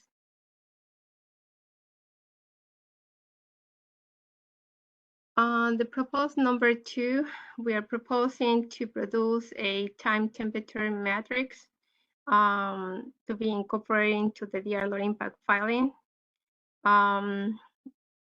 We are proposing to kind of produce a time temperature matrix to incorporate for each program a different range of max temperature. It's like a kind of from 60 or 7 degrees until 110 degrees.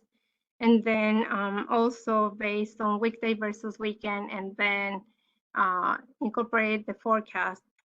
And the reason for that we are proposing to incorporate this time temperature matrix is because right now the ex-ante is taking only kind of the monthly value based on 1 in 2 and 1 in the 10 weather conditions, but having like a kind of forecast impact using a different weather temperature, we will kind of able to reflect the estimates in different weather temperatures. So this is kind of basically the reason that we are proposing to incorporate this matrix format. And this matrix format will can be used for to produce the daily DR forecast file.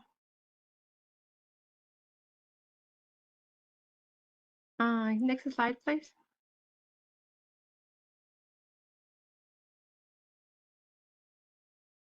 The third proposal, we would like to incorporate one of the requirements for decision 220650, which states to kind of introduce the 24 slice of day framework based on the worst date defined as the day that it's the month that contains the hour with the highest coincident peak load forecast.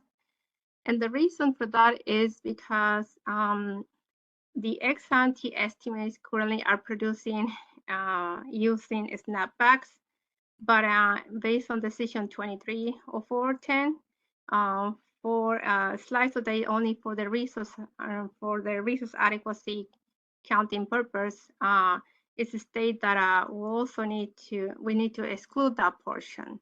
So, and then the methodology will be kind of a little different. So since the consultants already will have kind of the information to produce the estimates based on their performance, we will be able to incorporate this additional table into the ex-ante filing to fulfill both requirements for the RA counting, and also keep the ex-ante estimates, the table generators for the operational purpose. So for the slice of day format, we are thinking that it will be something pretty flat, in a kind of flat format, using kind of only listed what are the hours and then listed across the months.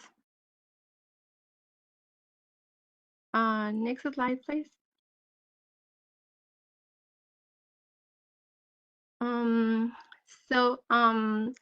This is the executive summary report was not part of the requirements on the DR load impact protocols. This one was part of decision 10-004-006. It's under Appendix 1 on the executive summary. So we think that this is kind of the portion that we are proposing to incorporate changes to remove the executive summary load impact report, and then incorporate the time temperature matrix, and then the 24 slice of day file and keep the summary table requirement.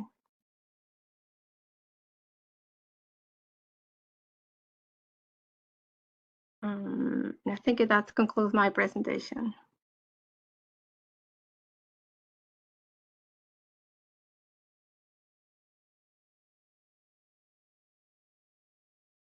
Great, thank you very much for that presentation. Lizette, I saw a few questions in the chat. First, a question from, well, more of a comment from Stephanie. She recommends that the TTM include uncertainty estimates. I think that was the time temperature matrix format, this one here. Stephanie recommends that this include uncertainty estimates. I see she's raised her hand, so I will give her that permission. Could you please elaborate more about that? Yeah, so I think most of these reporting tables really need to have an uncertainty estimate. That could be a standard error or something else. But in order to, you'll notice these things are reported to like 4 decimal places. My guess is the first decimal place is real and maybe a little bit of the second one, but it's really worth, you know, that this looks like, oh yeah, on Wednesday from 4 to 5 at a 71 temperature day, I'm going to get exactly 0.332 kilowatts per site. Obviously, that's never going to happen. So having an estimate for what the band is around that is really the measure that you actually want to have in addition to just the you know, the estimate of the size. That, you know, making decisions without a without uncertainty is very, very difficult, because this could be, you know, depending on the uncertainty, this could be plus or minus 0.1, you know, in which case you're like, okay, well, there's not that much, I'm not going to get much, versus, you know, if you know that this is really solid and you have 10,000 participants, it adds up. So it's important to know how good these estimates are. And that should apply to most every table, I think. Correct. That's correct. Thank you. On that point, Stephanie, I'm not sure if there is a commission decision somewhere on how many decimal points need to be included, but I do know that there is some regularity with the IOUs, at least, on using, I think it's 10 decimal points when it comes to DR and lip analysis, which, you know, I very much hear your point about maybe the first one's probably a good decimal point, the one after that more questionable, and obviously by the 10th it's just noise. But I don't know if there is any particular requirement on that. I remember there was another question in the chat from Natalie. Oh, okay, so before we move on, Stephanie's response to that is that reporting to 10 places is fine, but that's why an uncertainty estimate is needed. So I hear you. Natalie has a question for you, Lizette. Is there any way to keep the executive summary, but to reduce the amount of information included in that document? The executive summary has been instructive for those of us who need an overall snapshot of the portfolio. Yeah, the reason that Zine is proposing to remove the executive summary is that since 2009, each time that we receive any data request about a DR load impact estimates, usually third parties or stakeholders go back and look into the individual reports. We haven't seen anybody that kind of take a look and reading the kind of the executive summary or pay a lot of attention to that. Usually when there is a data request, they are referring to the individual reports. So, and actually the executive summary reports, it's kind of duplicate information that is already included in each of the individual reports.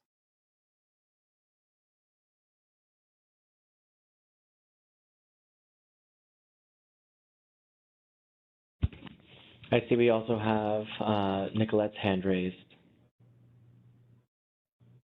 Yeah, thanks. My question is actually kind of going back to the uncertainty piece and building that into the tables.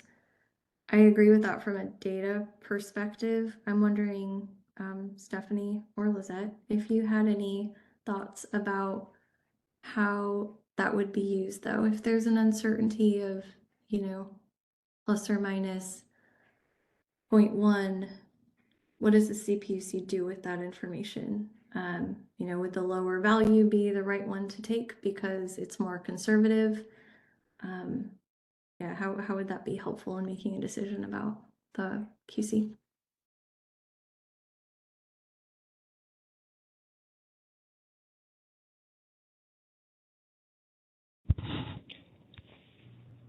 I think currently ED staff doesn't really have an answer. Maybe I'll let Stephanie answer that question. Yeah, there's, I think, and haven't generally been deeply into how the PUC is using this, but having uncertainty estimates gives you the ability to justify some of the things you might think about in terms of D rates. One of the things that that is commonly done for these is the PUC applies some sort of D rate that if that D rate is within the uncertainty values, it's sort of justified by the analysis. And if it's way outside, it maybe tells you something that the analysis may have been off a little bit. So, it's not necessarily something that you'd apply on a day-to-day basis, using the best estimates, but it's certainly something you would apply when you're looking at, say, aggregating. When you're going to aggregate across a bunch of different groups to estimate a new number, you need to know the uncertainty on each of those so you can sort of sum it up appropriately. There's a lot of uses that if you're really someone who's statistically savvy, not having those uncertainty numbers really sort of it puts a lot of it makes the study itself uncertain. Let's say it makes it really unclear as to how well the work was done, and justifying those uncertainty estimates as well is important. But anyway, just from a statistician standpoint, not seeing those is a huge red flag for me.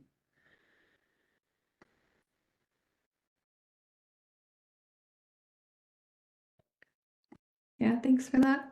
And I'm not against it in any way. And Neil will tell you when I was at PG&E, I introduced standard deviation to the CBP forecast. So I'm very much in favor. I'm just wondering your ideas about how to use it. Thanks.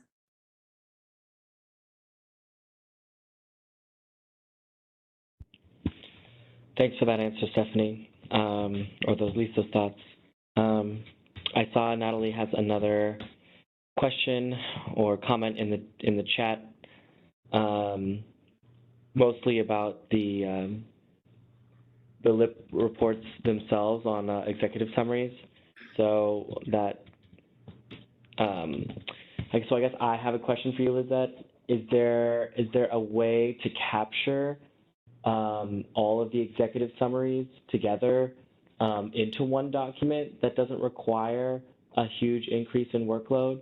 Like maybe using the executive summaries from each document themselves and kind of copy pasting into a separate document as opposed to, redoing all those executive summaries? Or do you think that doesn't do justice to the programs? To be honest, I think even though if we copy and paste the executive summary for each individual report, will result kind of the same process that we currently have. Because right now with executive summary is doing is kind of taking the high level pieces from each report and put it into one single document. And in reality, I mean, since 2009, we are not seeing that kind of parties even to kind of pay attention into the executive summary report. Pretty much parties go to the individual reports and look into the executive summary that is included already in each of the individual reports. So that was the reason that we were proposing to really eliminate it, because even though that we tried to just copy and paste into one single document, parties are not even looking to that.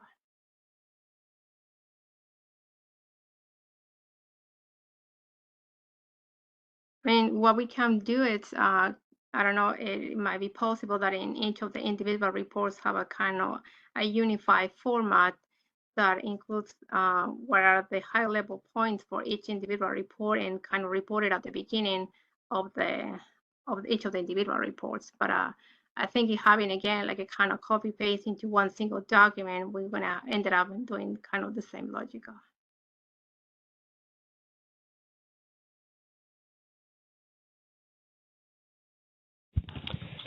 That makes sense to me. Are there any other questions for Lizette before we move on to end response?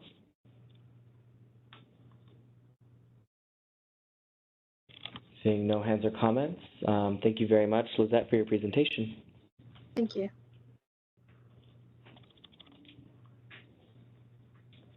And for end response, I believe we have Nicolette. Would you like me to share your presentation, or would you like to share yours? I believe I can share it. Let me give it a try.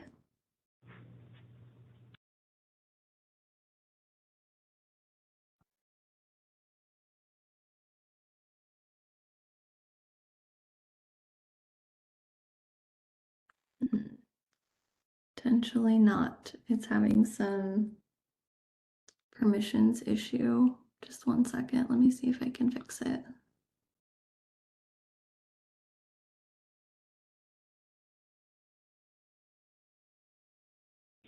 I think I just gave you presenter permissions, so that should hopefully allow you to share. Yeah, it wants me to, I had to update my system settings and it wants me to close and reopen WebEx to allow that. So I guess if you could, that would be great. Yeah, give me 1 second to get your presentation up. Okay.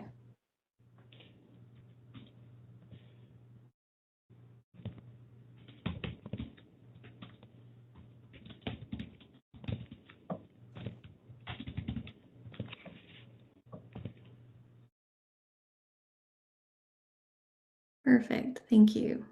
Welcome. And before we get into the slides, I'll just say that, you know, a lot of the information that was already covered really plays into my presentation. I think we all did a great job of not duplicating each other's work in this workshop. So I don't go through the protocols in detail, referencing the presentations from Luke and Alicia and from Andrew. I agree with the recommendations for protocols in general. A lot of the superfluous and the you know, redundant kind of requirements in there.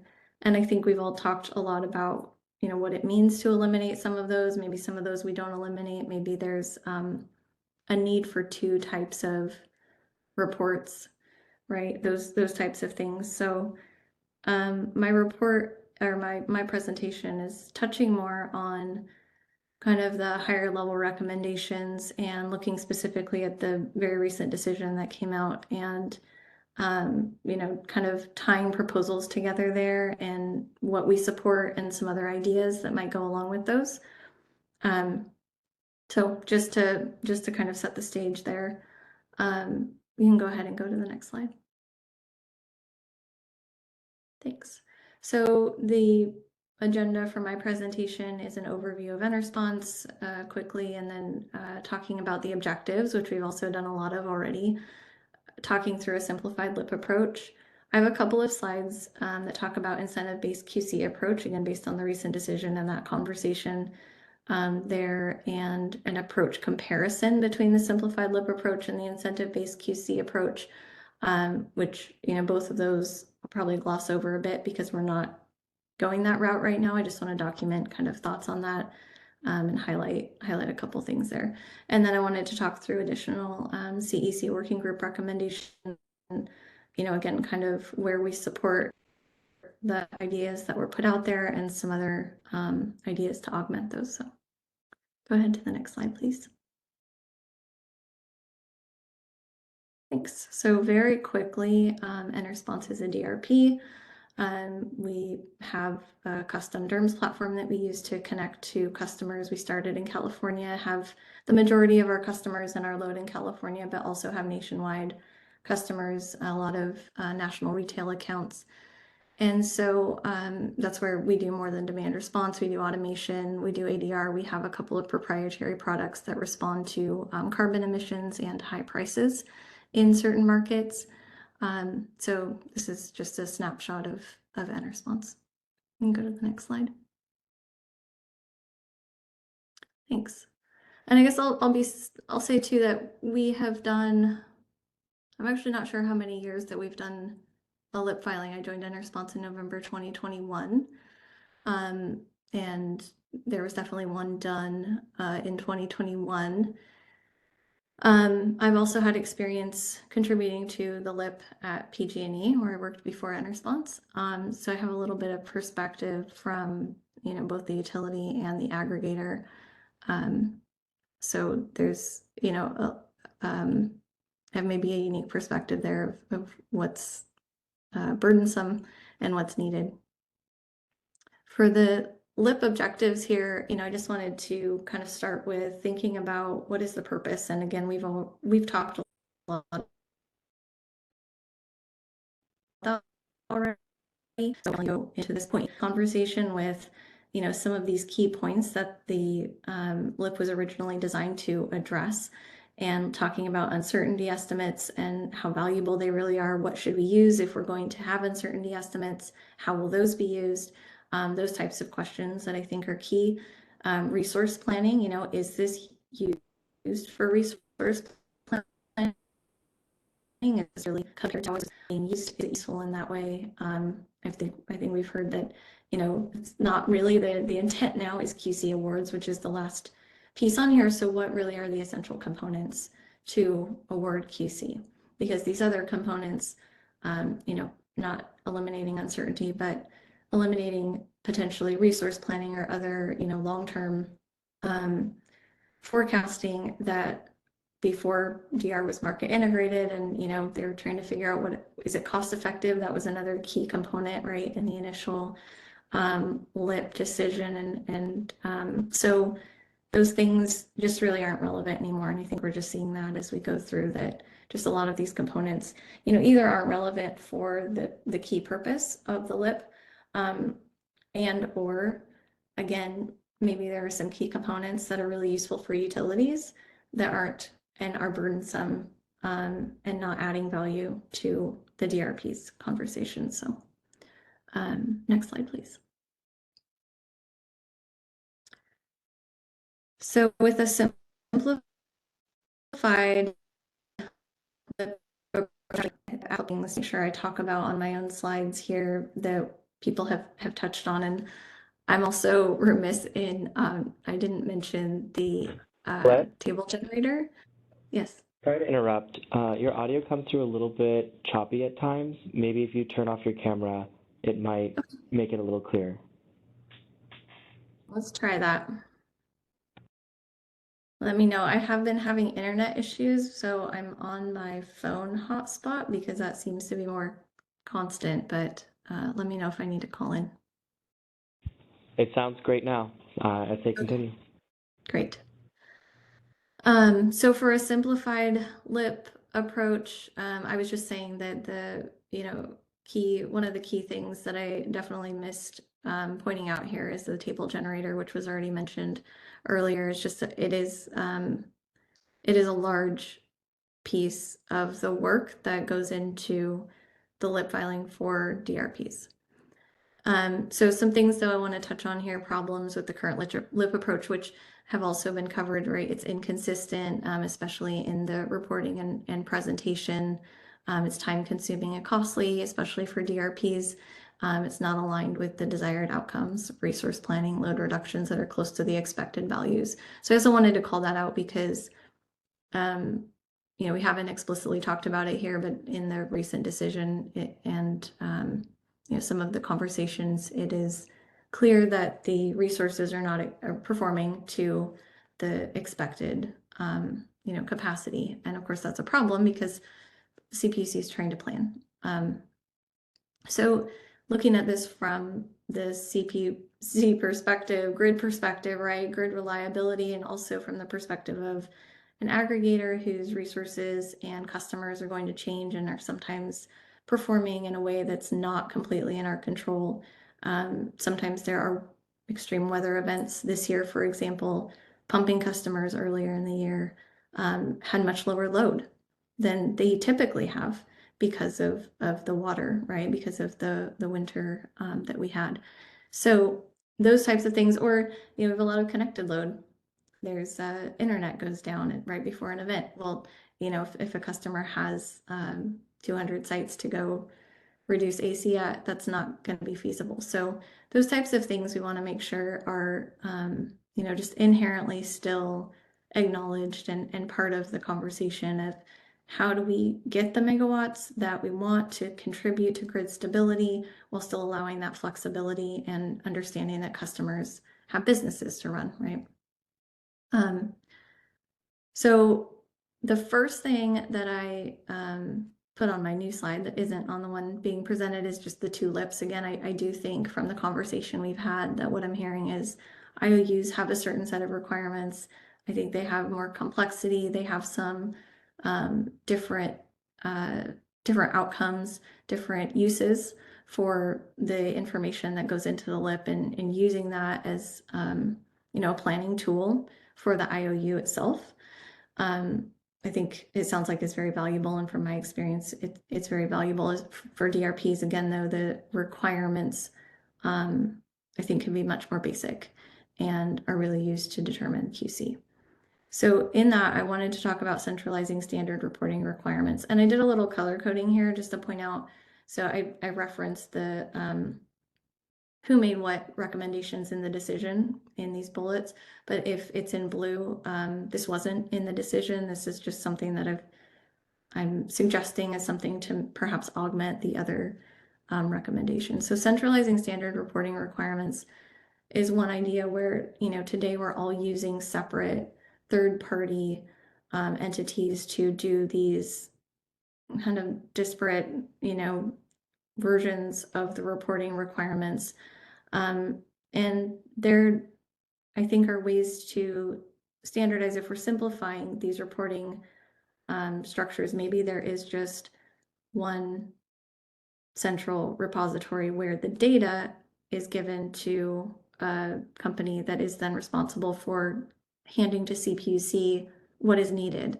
And of course, that's transparent and everybody's agreed on that. But the idea of just not having each DRP have to be responsible for finding a reputable consultant who can provide this and pay them is, I think, would be huge.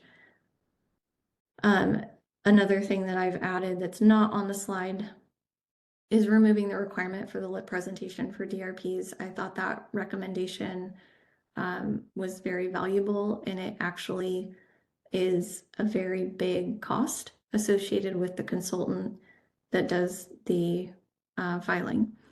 So it would remove a lot of that burden, in addition to the concerns that were brought up, which I agree with, as far as you know, the standardization of it and the sensitivity to sharing, you know, business information that might be not entirely confidential, but not necessarily something you want to share with competitors. So other pieces on here that from the decision, standardized report and presentation requirements, again, playing into that, you know, conversation. If we have a presentation, definitely think that we could slim that down, and if we're going to share with competitors, make it much more about the data and very specific data that needs to be shown to the CPUC for the purpose of awarding QC.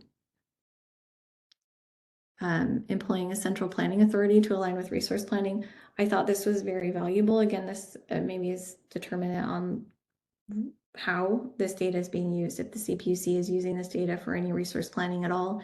But it seemed like a great suggestion that DSA made in the decision about having this, central planning authority to help the DRPs understand where their resources could be best used.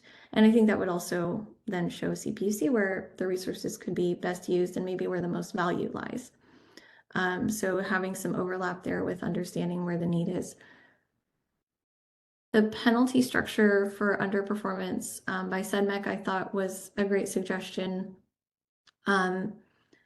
What I would kind of add there is, I would say that we should do that instead of, or it's simpler than the D-rate method that's going to be deployed right now.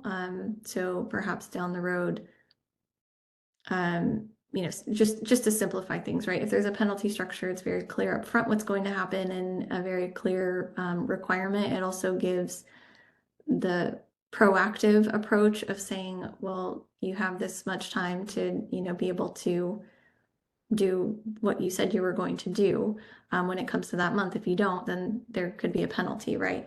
And so that's different and less time consuming, right, than having to track previous performance and then try to base something in the future on that.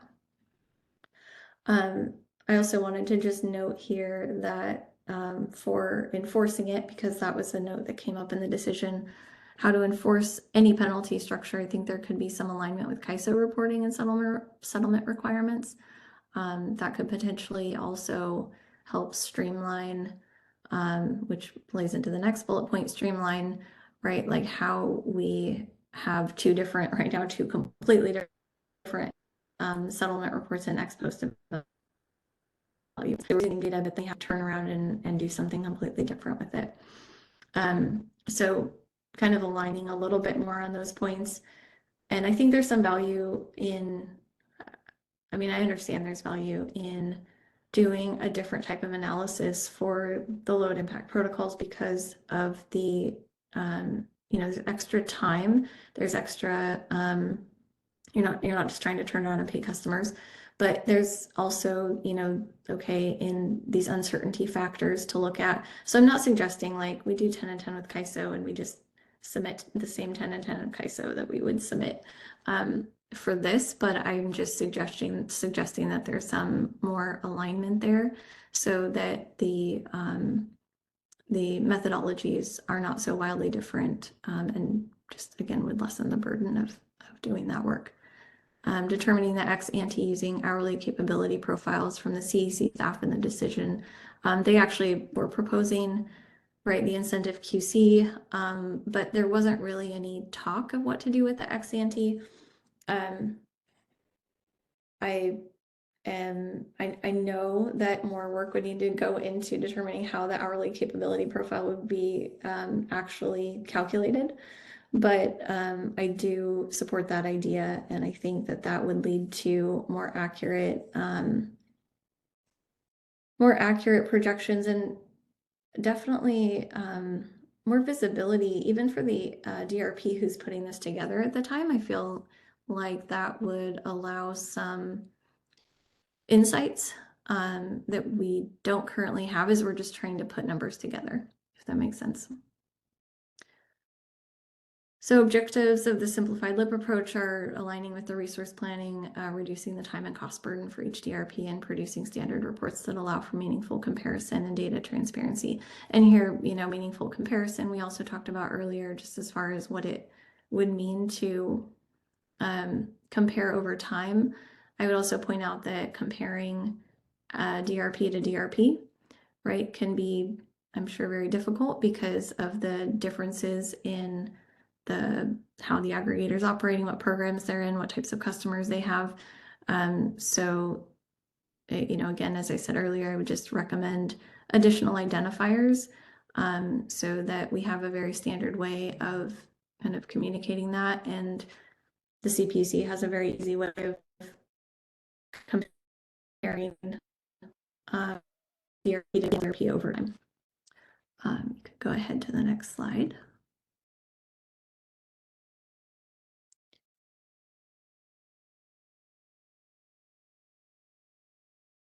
Okay, so I'm going to, gloss over the incentive-based QC approach since we're not going that route. That's not the point of today's conversation, but again, just wanted to kind of point out some of the things that we support here. And actually, I do support the incentive-based QC approach in general. I think that for a DRP, it makes sense. Again, probably not the way to go with IOUs, but for DRP, looking at this from providing some price certainty, but at the same time ensuring the reliability of the resources that need to be planned, I think is a much more effective tool. You can go to the next slide. Actually, you can just skip. This is just a comparison slide. We don't need to go through this right now. We can go to the next one. Thanks.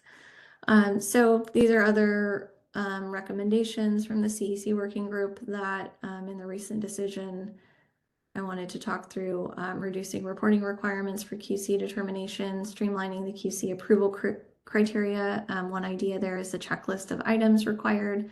So it's, again, just really simplifying what exactly is needed to make this determination and making sure that it looks the same from every DRP. The consistent QC framework and methodology, the above checklist would help with that, plus standard reporting, reducing the threshold for mid-year QC updates. I think this is huge, and I really wanted to make sure to touch on that. I know it's not directly related to the LIP filing, but the ability to, especially if we go to something more fluid and incentives based, I think that the opportunity as aggregators acquire new customers or realize that customers could do better in one program than another or have some other shift might be worth allowing some other mid-year QC updates that the threshold is less than the current standard. And just also, simpler to say, is this additional capacity needed on the grid, and is it deemed reliable, right? And so figuring out some way to demonstrate that, again, maybe with a template to complete with hourly capability profiles or some other demonstration of the capacity that's available for new load. So the objectives of these recommendations are providing benefits for DRPs while also ensuring reliability, reducing cost and time burden for both DRPs and CPUC, and providing opportunity incentives for DRPs to acquire new customers and for additional DR customers to participate after the initial QC award. And on that note too, in my slides I don't say this, but I do support the idea of pushing out the deadline for the submittal. Even April 20th seems a little early, given that, like was mentioned, the capacity and the RA kind of deals are being figured out mid-year, and so trying to get ahead of that can be very tricky. It's constantly moving target, and it has to stop at some point, obviously, but I do think that the nature of it is moving into June, which I think was in the decision as a recommendation as well. We would support that. So that's my presentation.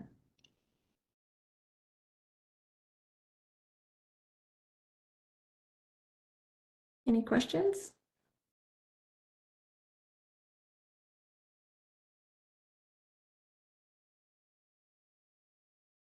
I see Stephanie has her hand raised, so let me give her permission.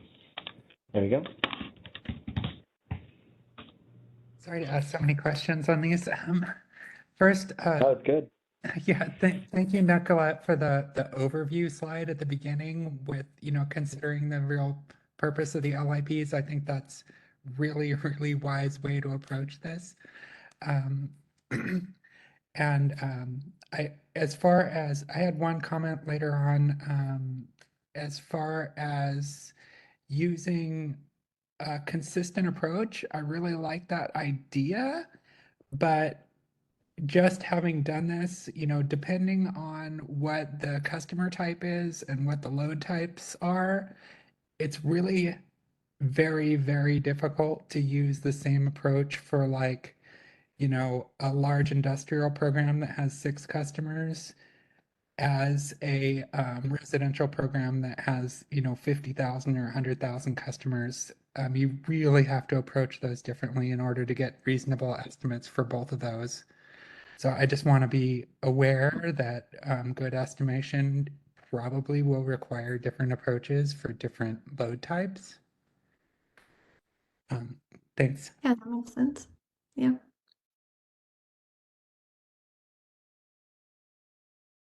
We also have Lizette's hand raised. I'll let you ask your question. Yes, my question is more related about you mentioned that you are agree about the using the bids data to obtain the QC value. It is possible for you to elaborate a little bit more the rationality of that you are supporting this? I'm sorry, could you repeat the question, Lizette?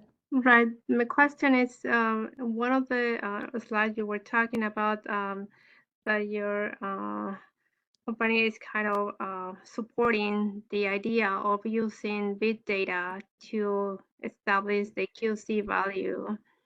Could it be possible for you to elaborate the rationality of using big data rather than the ex-ante estimates to obtain the QC value? Yeah, I think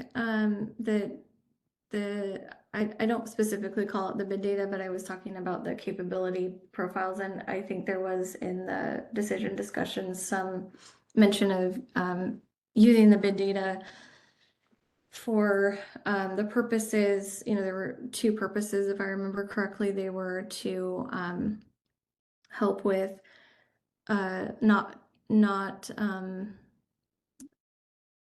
should I say underestimating, I guess, the value that was delivered when partial events are dispatched. So that was one reason. And then there was, I believe, some other intersection with weather that was happening with bid data, and just you know, looking at also what was actually bid into the market and what was awarded could intersect with that. So those were components. I don't think they need to be the only, you know, the only component.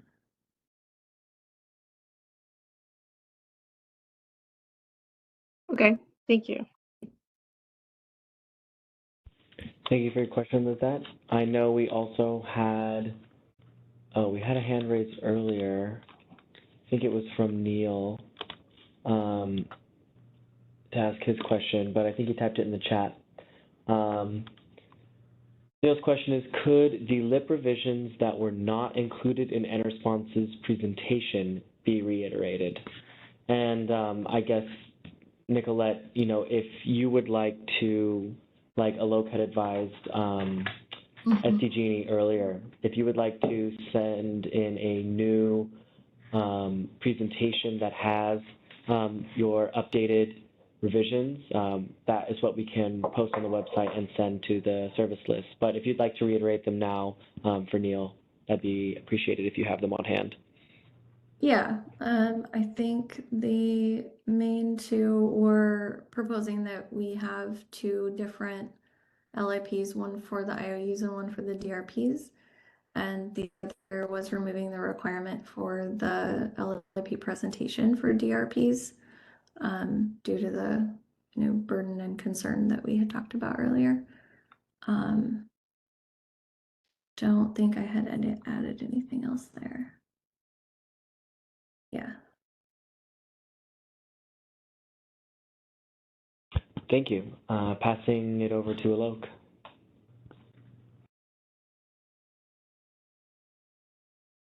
thank you. So Nicolette, I think on one of the slides you talked about central procurement authority or something like that. Are you specifically referring to CPE? That's the CPE entity that's being referred to in the RA context, or do you have something else in mind? So this was an idea from DSA in the recent decision. I was taking this, as I read it, to mean that it would be a new entity that would provide resource planning, metrics for the help of, understanding where the resources are most needed and where they most add value. But I could be wrong. There may be an existing entity. Mm-hmm.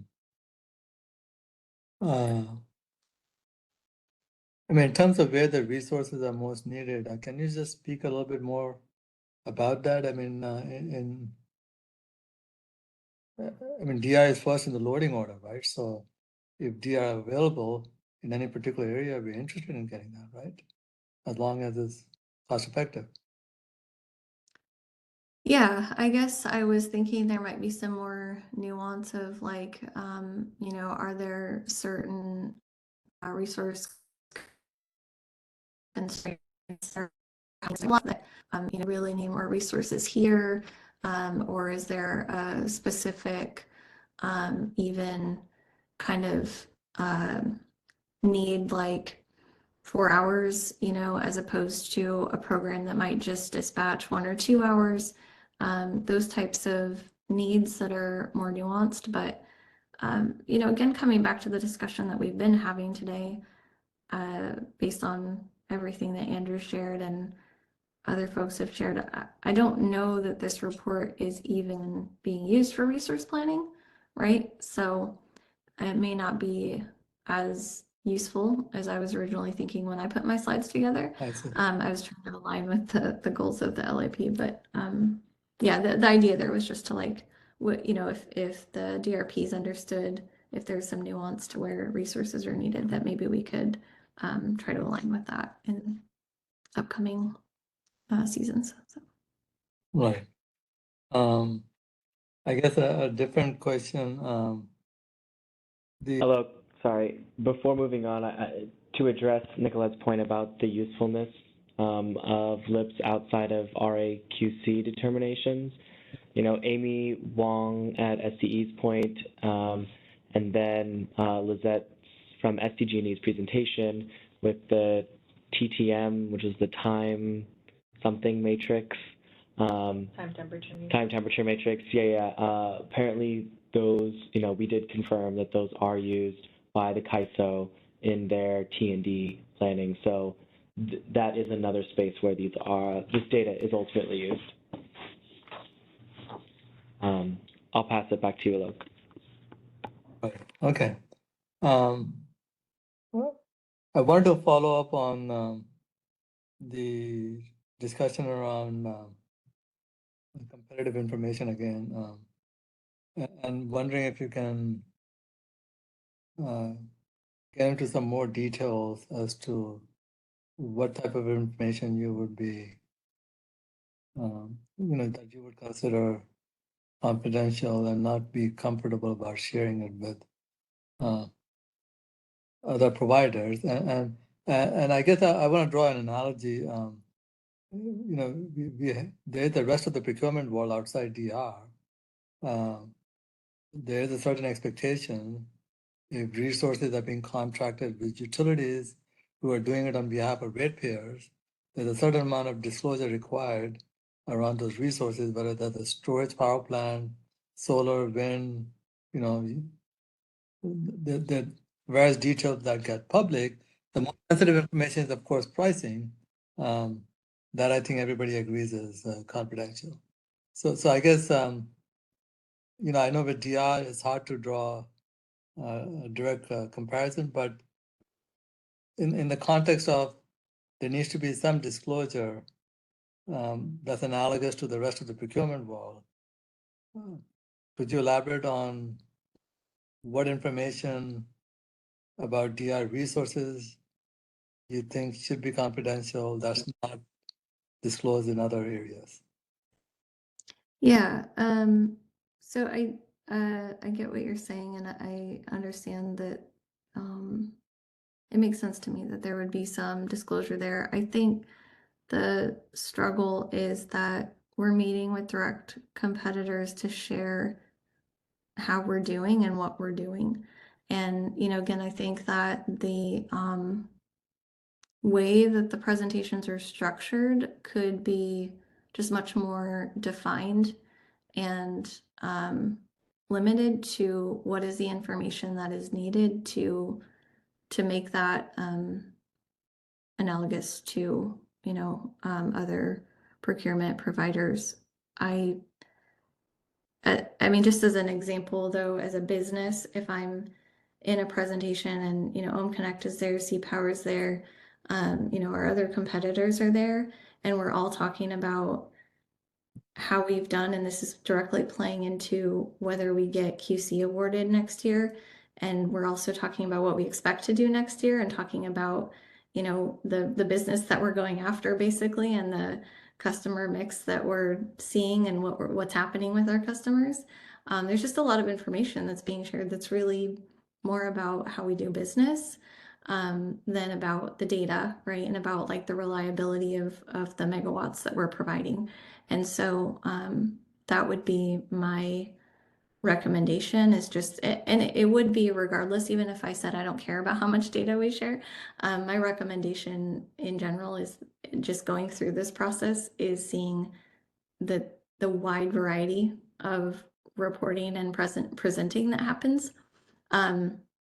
Some, as it has been mentioned, some DRPs really are sharing a lot. They're really slicing and dicing the data a lot of different ways and looking at it and providing some really meaningful insights, and some are not, and partly because it's a conversation we're having with competitors. So I just think there's some improvement to be done there that would not only help us feel more comfortable in having those conversations, but also just, again, reduce the burden, because I think some people are taking on more than they need to, and we're not really using this information again for the purposes that it's there, that we're meant to bring it for. So I just would like to make sure we're standard in how we present. Okay, thank you. Yeah. Nicolette, I think this your comment there works really well with a comment from Stephanie, and I guess I would ask for your input on this, but Stephanie earlier commented that if there has to be a presentation and the LIP workshops, that what are your thoughts that it could be specifically to respond to issues with analysis design and less about individual impact estimates? So more, talking about methodology in the report than actual results. Yeah, I think that makes sense. Especially going back to there was the recommendation that perhaps we narrow the view, right, of who gets it, but assuming that it's still sent to the group that it's sent to currently, and that everybody is seeing that, there's really no reason to rehash or kind of, come up with new views of this data if we're providing what was required in the report, right? So that would be an opportunity just to talk about questions and issues. Yeah, that would make sense to me.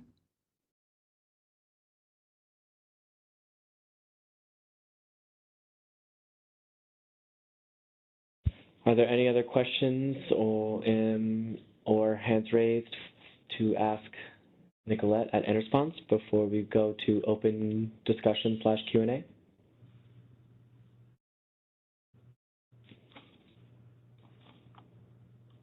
Hearing and seeing none. Thank you very much, Nicolette, for your presentation and participation in the simplification workshop.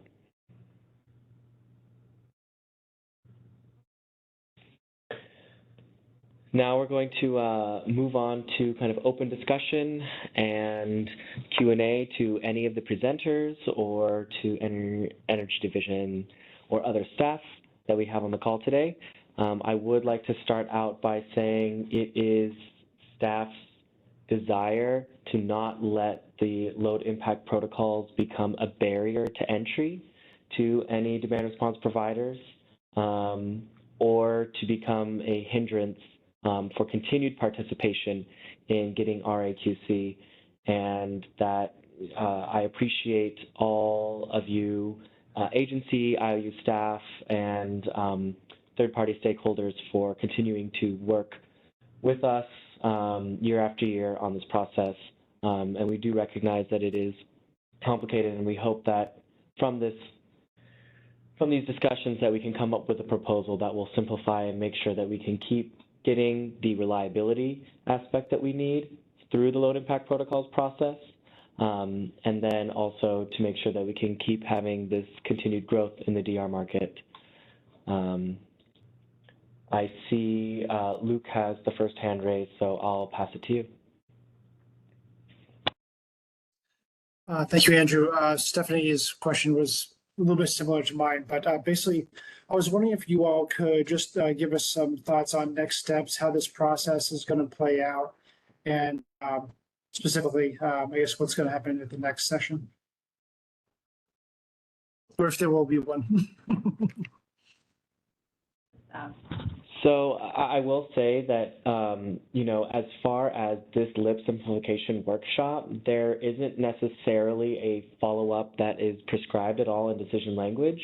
The supply side DR working group that is also restarted a little bit back in July and will continue is actually a separate process, more related to the slice of day methodology.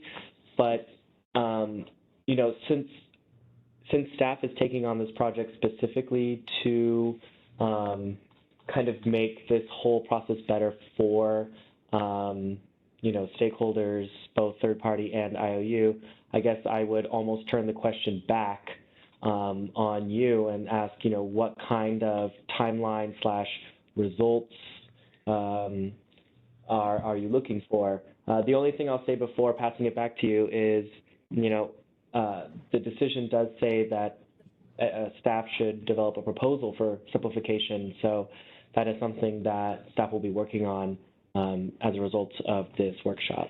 But I'll pass it back to you, Luke. Yeah, sure. And that last bit was really what I was looking for. You know, so it sounds to me that, and correct me if I'm getting this wrong, that you're going to take all this, you know, feedback, these thoughts that you we all shared with you today, and then you'll combine that, you know, in some way with what you had initially presented, and then, you know, put that into some sort of proposal that would go out in a ruling maybe for party comment, or would that happen this year, or that happen as part of, you know, the RA proceeding early next year when, you know, parties send out their proposals, or is it going to happen sooner than that? Well, you know, staff does not speak at all for when the commission will decide to take up issues and necessarily in what venue. So I feel like I can't really answer that question, but, you know, we do plan to get out that proposal as soon as possible. Sure. And maybe I'm not asking the right question here. So it's my understanding, I just want to make sure I'm clear, that, correct me if I'm wrong, but the changes that we're talking about today, these go beyond what the Energy Division is capable of deciding upon on its own. In other words, without a commission decision. So my understanding is the things that are being discussed today need, if any of them are, or a vast majority, or yeah, I'd say probably almost any of them would be, you know, intended to be put into effect by the Energy Division. They would have to get a commissioner decision. Is that correct? I want to make sure at least we're at least on the same page there. Hi, Luke. I can speak to that a little bit. So, the decision from the RIA proceeding, you know, did authorize staff to host this workshop, to solicit proposals, develop proposals. I would say that given the fact that the RA proceeding, you know, the current one is currently closed, We anticipate that a new one will open soon, but I think just given the timing and the fact that we do have to have these proposals presented back to the commission, I think timing for anything before this December would be extremely challenging. So I'll just note that. And yes, it would have to go, we are directed to present something back to the commission. It's not something that we would be doing on our own. Okay, thank you, that's helpful. I would, this is Alok, I would add another note about the process. And that's to keep in mind that generally there's nothing special about staff proposals. So if and when there's an opportunity in a proceeding for staff proposal to be presented, the opportunities for the same opportunity would apply to other parties as well. So I guess I would keep I would encourage all the participants here, utilities and third parties, to be prepared to bring forward their proposal when the opportunity arises, independently of staff proposal. I mean, I highly doubt that any compilation that we do would necessarily reflect a consensus view or majority view. So just want to make that process note that there's nothing special about the staff proposal as far as commission is concerned. Right. So, I mean, we've been told pretty clearly that this has to be happen in the RA proceeding. I'm fine if it's not, but I'm just trying to, make sure that we're, following the rules here, so to speak. I mean, if it was up to me, I'd say let's do it in the RA proceeding if possible, but I don't know if the commission would ever allow that. That's my concern.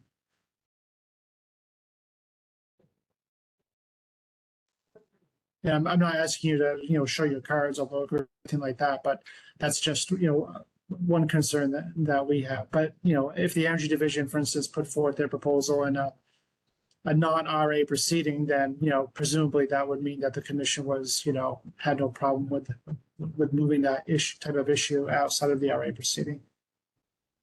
So I'm a little confused about what you're asking, Luke. I mean, any proceeding that the staff proposal goes into, first would have to be scoped to take up this Right. issue, right? So that would be a public process. My point is, wherever there's the opportunity from a process perspective for staff to submit this proposal, that same opportunity would apply to other parties. Okay, thank you. Point taken. I'll get to Stephanie's question next. Stephanie is asking, Stephanie Wayland at the Energy Commission, for example, like what CPUC Energy Division is considering as options. For example, could the load impact protocols be different for IOUs versus DRPs? And my answer to that question is staff is open to a wide variety of changes, all the ones that I presented on, the ones that all the other presenters have presented on, as well as other ideas that may come up in the future. And, as Alok has alluded or has stated, we are also open to additional proposals that come in from other parties when the venue arises. Could the LIPs be different specifically between the IOUs versus DRPs? I think part of this process of simplification is allowing each program, and that could even be within IOUs, to best present their data that is the most applicable to that program.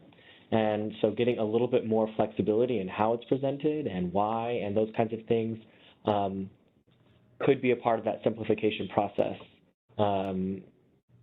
It always comes to that same variable of holding between, are we getting the robust analysis that we need, that we can be confident in the data and understand the data instead of having to relearn how to read it for every single presentation. And then on the other side, having something that is too rigid and too costly and may not be useful. That seems like a non-answer answer, but I guess I'm just saying that staff is very open. This is Alok. I guess I have another question for some of the stakeholders, especially the third parties. Would there be interest among the third-party DR providers to get together and put forward a more consensus proposal as input to staff,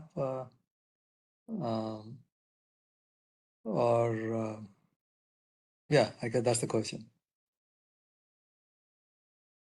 I would be supportive of that and willing to participate. Council as well. And in fact, I thought this is what this was going to be, is a series of workshops. So to get to some sort of consensus, or at least try to get to consensus. So absolutely supportive of that. well, okay, so I mean, I guess there's a couple of different ways to go about it. You know, if you're talking about one approach for utilities and a different approach for third parties, you know, we could have a series of workshops facilitated by Energy Division, or alternative if the third parties get together among themselves and develop a consensus proposal that is then put forward to Energy Division. Or we can, you know, host a workshop at that time and publicly review the consensus proposal. I guess there are a couple of different options we need to think about, but any immediate reaction to third parties getting together on their own, as opposed to ED trying to facilitate a series of workshops to apply to arrive at a consensus. I guess this is more in the context of we are pursuing two different paths. I guess if we're just pursuing a common solution for both IUs and third parties, then maybe you know, a series of a public workshop would be better. Yeah, look, this is Luke. I think we're open, you know, so the council's open to working, you know, with third parties to put something together. But, you know, what I want to avoid is a situation, you know, after having gone through a couple of years, you know, in the CEC's working group, you know, fighting it out over these exact same kind of proposals with other, you know, other parties, other types of parties. You know, I want to make sure that whatever we all put forth, whether it's, you know, two separate proposals, one for utilities and one for DRPs, or one combined or whatever, that there's, you know, that we have some degree of support, you know, cross support, I should say. Like, I don't want to go ahead, because otherwise we're just going to be back to where we are now, you know, or where we were in this, you know, with the CEC working group, which is, you know, without due respect to my colleagues, you know, at the utilities, you know, them hating on the, you know, DR provider proposals, and, you know, then trying to fight through that, you know, and, you know, I just don't want to repeat that again. And so, you know, there needs to be some Energy Division involvement to make sure that we are moving the ball forward collectively, all interested parties, in order to get a proposal that does, you know, make meaningful progress on streamlining the lifts. Okay. Any observations or comments from any of the utility representatives? Amy Wong at SCE just commented that she agrees with Luke. And as far as process on... Wait. Can we be more specific? I don't know which part is she agreeing with.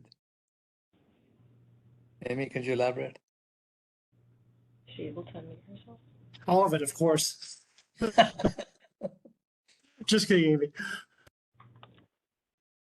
Okay, let me give Amy permissions to unmute. Thanks, Andrew. Yeah, so I guess what I was agreeing with Luke on is the CEC working group process. You know, we all spent a lot of time in that process, and it didn't feel like we maybe achieved as much as we would have liked it to. And the same, goes for what Luke was mentioning. The DRPs are working together to put forth a updated or revised LIPS protocols, and then the IOUs also work on updating protocols to fit, I think, their needs. That, whatever the process is or it takes to get those adopted through the commission, that it's not,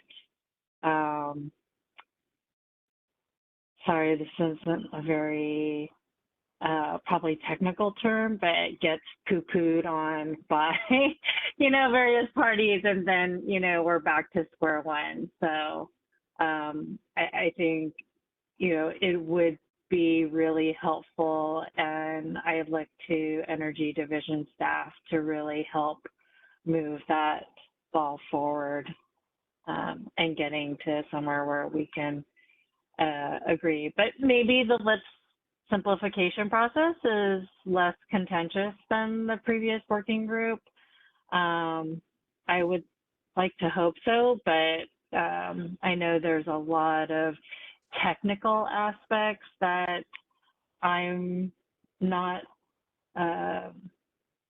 really involved with. So if there are things that require technical expertise or subject matter experts, I really hope that we get engagement from the right areas to just make sure that everyone's needs are met and we come up with a amicable resolution. I appreciate Luke and Amy, both of your perspectives here, and yeah, that stagnant nature from the CEC working group is exactly what we're trying to avoid, bringing into the LIP simplification process. I am very open, and I feel somewhat comfortable splitting the working groups between kind of starting a third-party DRP specific one, and then maybe having the demand response measurement and evaluation committee itself take on the IOU simplification side, and then maybe in a couple months planning another workshop where each working group presents to each other the results that we have found, and we get to inquire to the others, why did one group think that one thing is very important, whereas the other group is asking to eliminate, and then we can have those open discussions, and then maybe ultimately the IOUs and the DRPs submit separate things to the RA proceeding if that is scoped in and the venue for it. And then maybe Energy Division itself will be more commenting on those two proposals and why Energy Division does or does not disagree with certain proposals as somewhat of that arbiter, and then lets the commission itself make those final decisions. I think, I just want to know, I think Andrew here is brainstorming on different ideas here. Let's just keep that in mind. And so Lou, go ahead and react. Yes, I'm sorry, didn't mean to interrupt. So one thing we have going for us is that, unlike the CEC working group here, we all, I'm hoping, agree that this is focused, that the goal is to streamline the LIPS. So, that wasn't the case in the CEC working group. So, that's one big step, hopefully, on that. Now, what I'm concerned about with regard to the approach where, the utilities would submit a proposal and the DRPs would submit a proposal and the ED would put in the RA proceeding and the ED would provide comments. I'm really feeling like this is going to be dead on arrival, to be honest with you. Whatever the DR providers put forth. And so what I would like to see is that, the ED put forward a proposal, with, based on the two, either a combined, streamlined the proposal, or one for DRPs and one for IOUs. And then, I think with the work, if we move forward with it, these workshops, we'll call them, this will hopefully inform the Energy Division enough to decide what they would ultimately like to see. And the reason why I'm saying that is because without the Energy Division's imprimatur, as we've seen again and again and again in the RA proceeding, nothing that the DR community wants is going to get approved. It never does. Okay. And so we need the Energy Division's stamp of approval on it.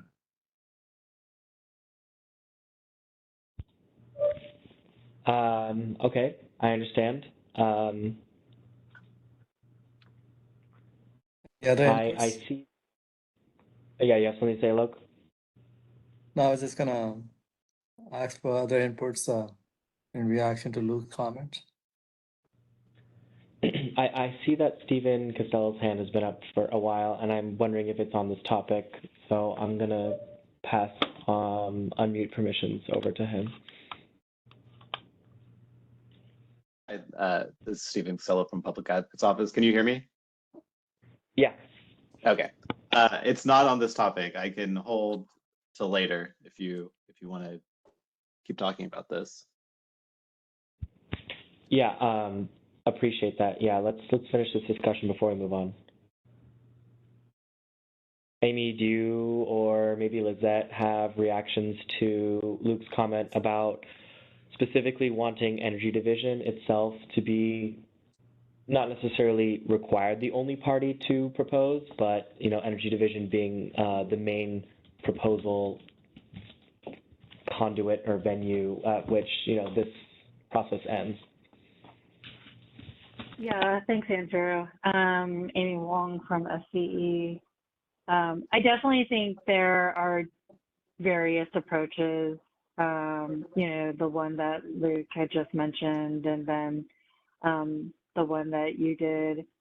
I'm kind of still evaluating on my head the pros and cons of each, so I don't really have a position like right now, but certainly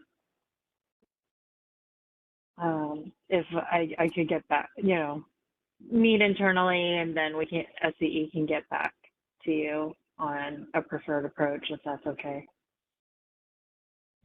Yeah, that's fine. Lizette or anyone from PG&E, do you have any opinions? Or I guess I'll also open it up to other demand response providers on the call as well. Good afternoon. This is Lizette Garcia from SDNE.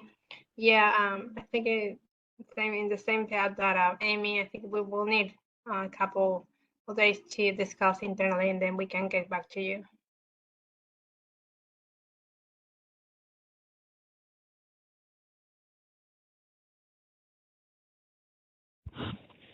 Seeing no other parties. Oh, I see Colin Smith Leap. Just speaking out in support of Luke's proposal.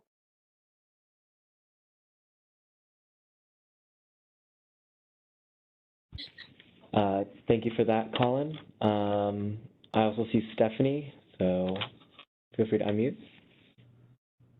Yeah, just having seen this process, even back when the original LEPs were created, they were created by a group of consultants, not by parties really. So, that was a different approach to getting to these, and then they were just commented on and adopted. I strongly recommend keeping this very pointed to just the load impact protocol process, because I think there's really pretty close consensus on what needs to be in there. Some of the stuff obviously only applies to IOUs or maybe DRPs. Mostly it's IOUs or not. But I think it might be really relatively easy to get to a reasonable consensus that takes maybe 20-30% of the burden out of these reports without a long drawn out process. If you were to restructure the LIPs entirely, you could probably make a much better product, but I think that that's going to be very difficult to actually do in reality. So just as much as we could do, yeah. Stephanie, this is Alok. Could you just elaborate further? Just what did you mean by keep it pointed to lips only as opposed to the broader restructuring? Yeah, so An example of latter versus the former. well, it's just I watched and participated in the CEC process, and it was really disappointing. And I think part of that was really related to the fact that it was an RA discussion more than a load impact protocol, measurement discussion.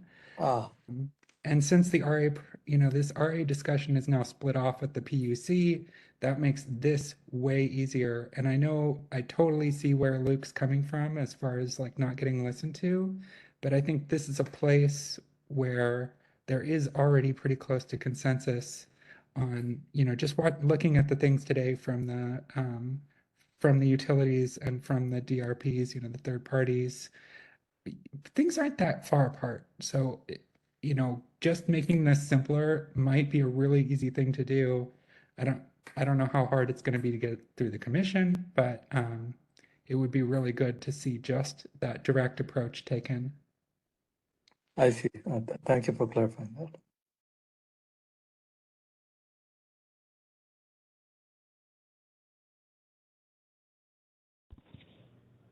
I see Neil also agrees, is commenting that he agrees with Stephanie's comment that the consensus seems to be fairly close between DRPs and IRUs on lip reform. And that's also my understanding as well. And while I'm open, like my first thought was that it would be fine to have DRPs and IRUs to have separate proposals, I also think that the only major differences between the two would be what is or is not required, like in reference to the non-event based demand response programs, where, the actual changes from Luke's presentation to the LIPS would only be, an if applicable, right? If you have those demand response programs, then it is applicable.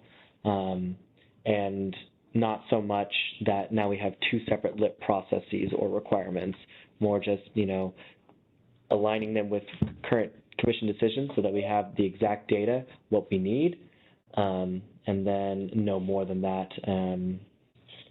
So your point is well made, Stephanie.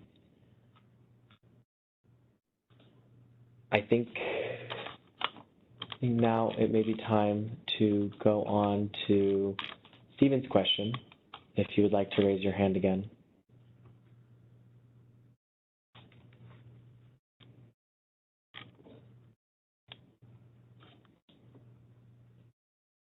Thanks, Andrew. And I just added my comment to chat, but I can read it again. But I'll also agree with what Stephanie was saying about keeping the process focused. As I had the same experience as everyone else in the CEC working groups.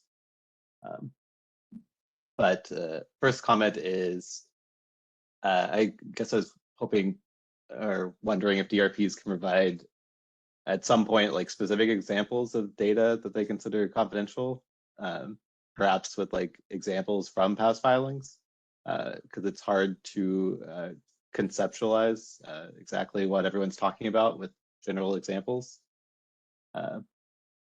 And secondly, I guess it's just a question for all the DRPs.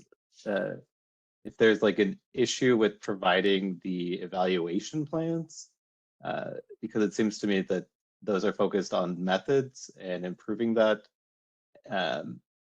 And it seems like it would be a waste to not get like the IOUs, like sort of subject matter experts or folks that have a lot of experience conducting these evaluations to provide input. And it doesn't seem like there would be a lot of market sensitive data in the evaluation plans. So maybe some more clarifications on that.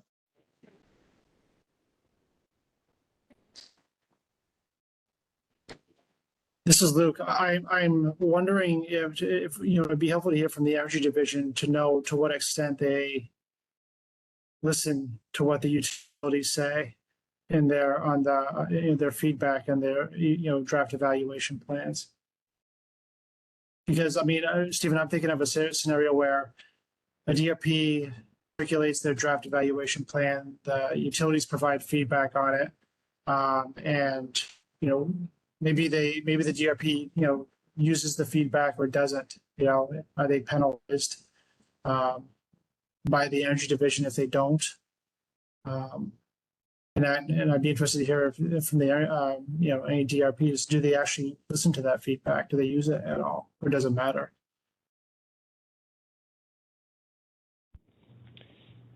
Hi, Luke. Staff does review everything that comes in. Staff reviews the evaluation report.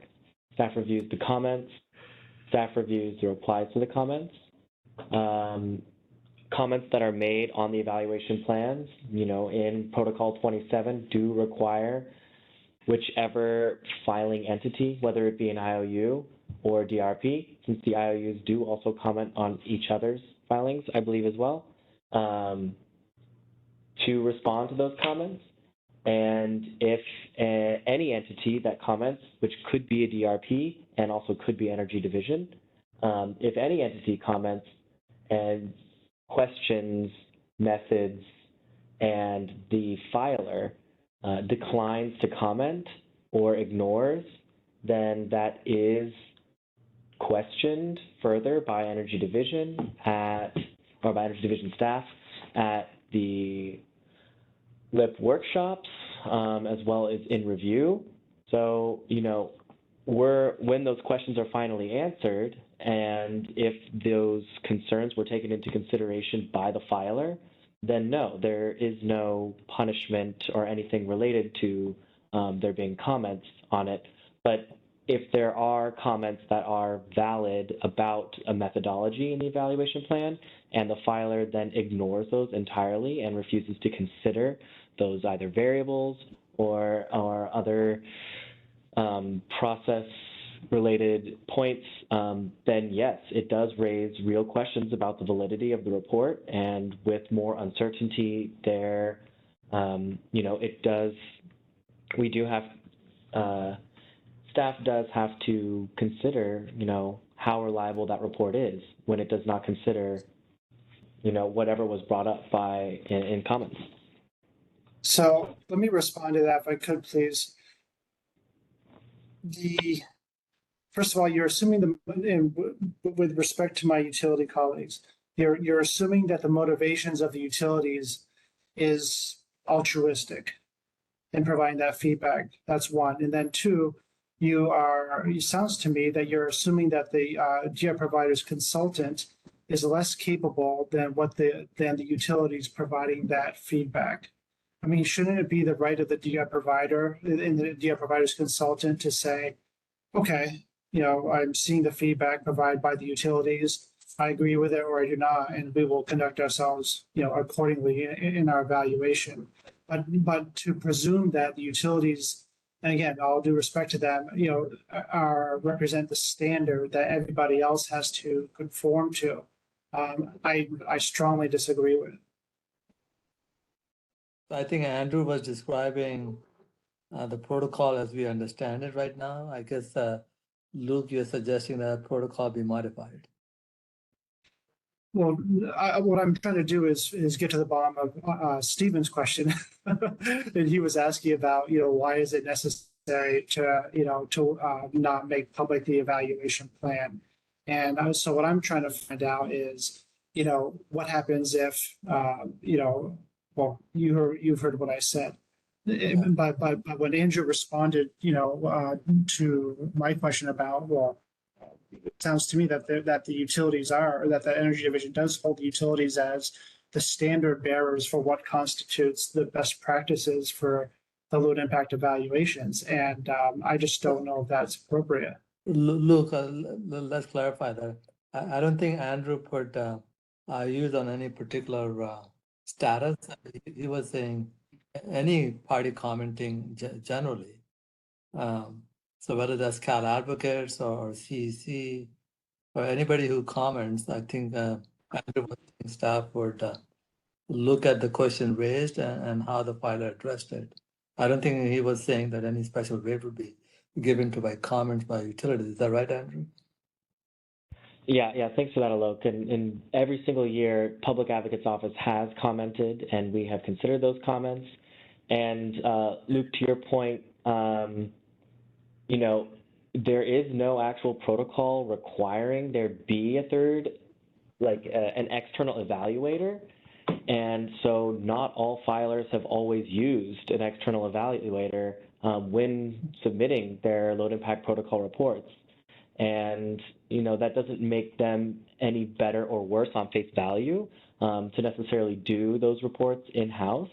You know, many private companies have excellent data teams internally, but having a more than just Energy Division's eyes on these reports and having the IOUs as part of the Demand Response Measurement and Evaluation Committee, but then also other third parties, whether it be the Public Advocate's Office or other DRPs themselves, reviewing and commenting on these, I think, you know, I don't see a big reason to take away that public comment. I don't consider IOUs to be any golden standard there. You know, I listen to Public Advocate's Office, and I myself, as a staff member, has made my own comments too. Mm-hmm. But we're in a situation now, and then I promise I'll drop this after this, but, you know, where we look in the RA proceeding and we see the utilities, you know, supporting policies that are uniquely detrimental to third-party DR, that we find to be very discriminatory against third-party DR. And so that shows to us that there's no, you know, and so when looking at the feedback that they provide on evaluation plans, draft evaluation plans and draft evaluation reports, you know, in that context, that it does raise concerns among the DR community, that this, you know, the reasoning behind this feedback is not necessarily altruistic. That's all I'm saying. And again, you know, forgive me, you know, I beg the pardon of the utility colleagues, but that's what we see. And so I just want you to kindly ask you to consider that. I understand. Thank you for your comment. Since we are really running up at the edge of time for 5 p.m., I see Stephen's hand just went down right now, but I was going to say, I was going to give you the last comment if you so desire it. Thanks, Andrew. No, I was just going to clarify, and I wasn't saying that the utility should have any special consideration. It's just that, you know, when you're doing some sort of analysis, it's always better to have more eyes and have more opinions, especially folks that have reviewed a lot or participated in these evaluations, to catch things. And because the more eyes you have on it, you know, you're probably going to get a better work product in the end. And that's that. I'll let you wrap it up. Thank you for that comment, Stephen. So, thank you all very much for participating actively with discussion, and for the parties that have presented today on the Load Impact Protocols Simplification Workshop. Energy Division staff is going to take this, and we are going to notify the service lists when the presentations as well as the recording are available online.